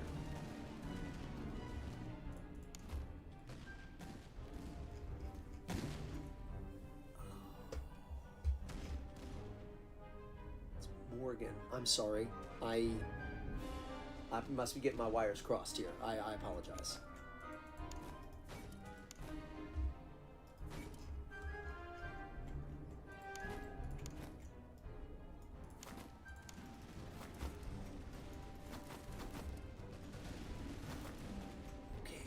Coming back, or are they still not? They are. Yes, it is the Brown. It is the Brown.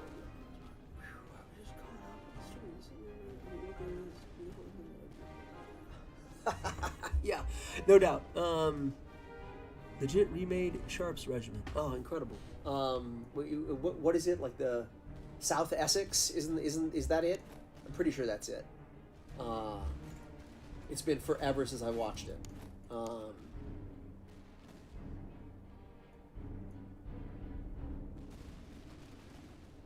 Oh, okay. That makes total sense. Yeah. You gotta be careful about that. I mean, yeah, it's a weird world. Okay, so I won this one. I am going to get some caffeine and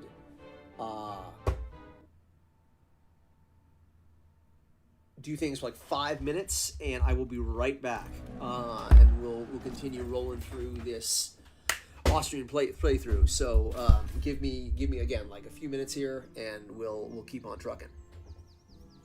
Oh.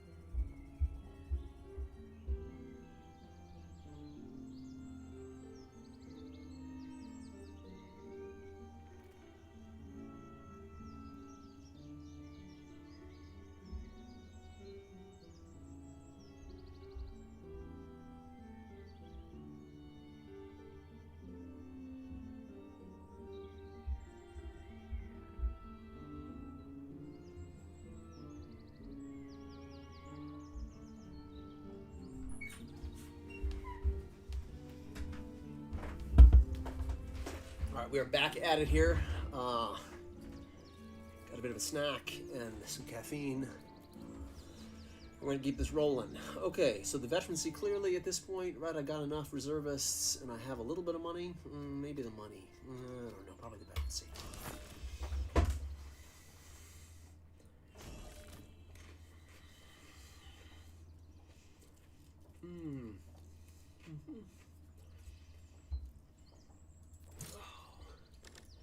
How many of y'all are tabletop wargamers? Like, Any of that? That in here?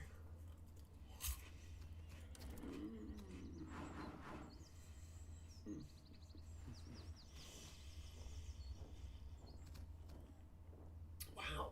Place crisis great attempts not effective. That'd be really thematic if we were doing a Russian playthrough.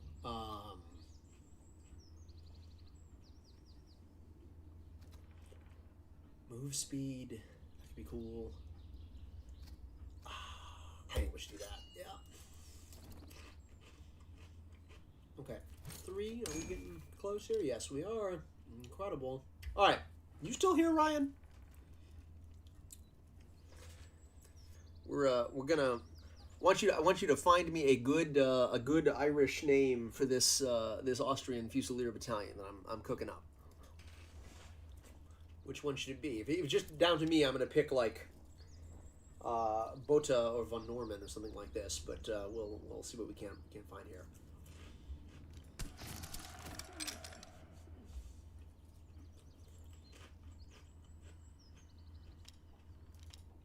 Yeah, Warhammer. Okay. Well, let's go with red facings, just because it's the most statistically likely. It's probably getting late over where Ryan. Well, it's only like 6, probably. Although, have you all done the time change? I don't know. Maybe you have, maybe you haven't. These guys too.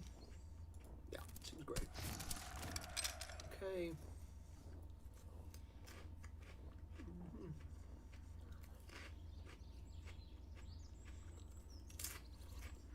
I don't know if anyone else is where they need to be. Not yet.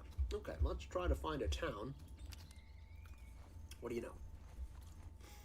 Okay, so we don't. I mean, I need more of everything, really. Great coats, number chests, cheese. I can sell the horses probably. And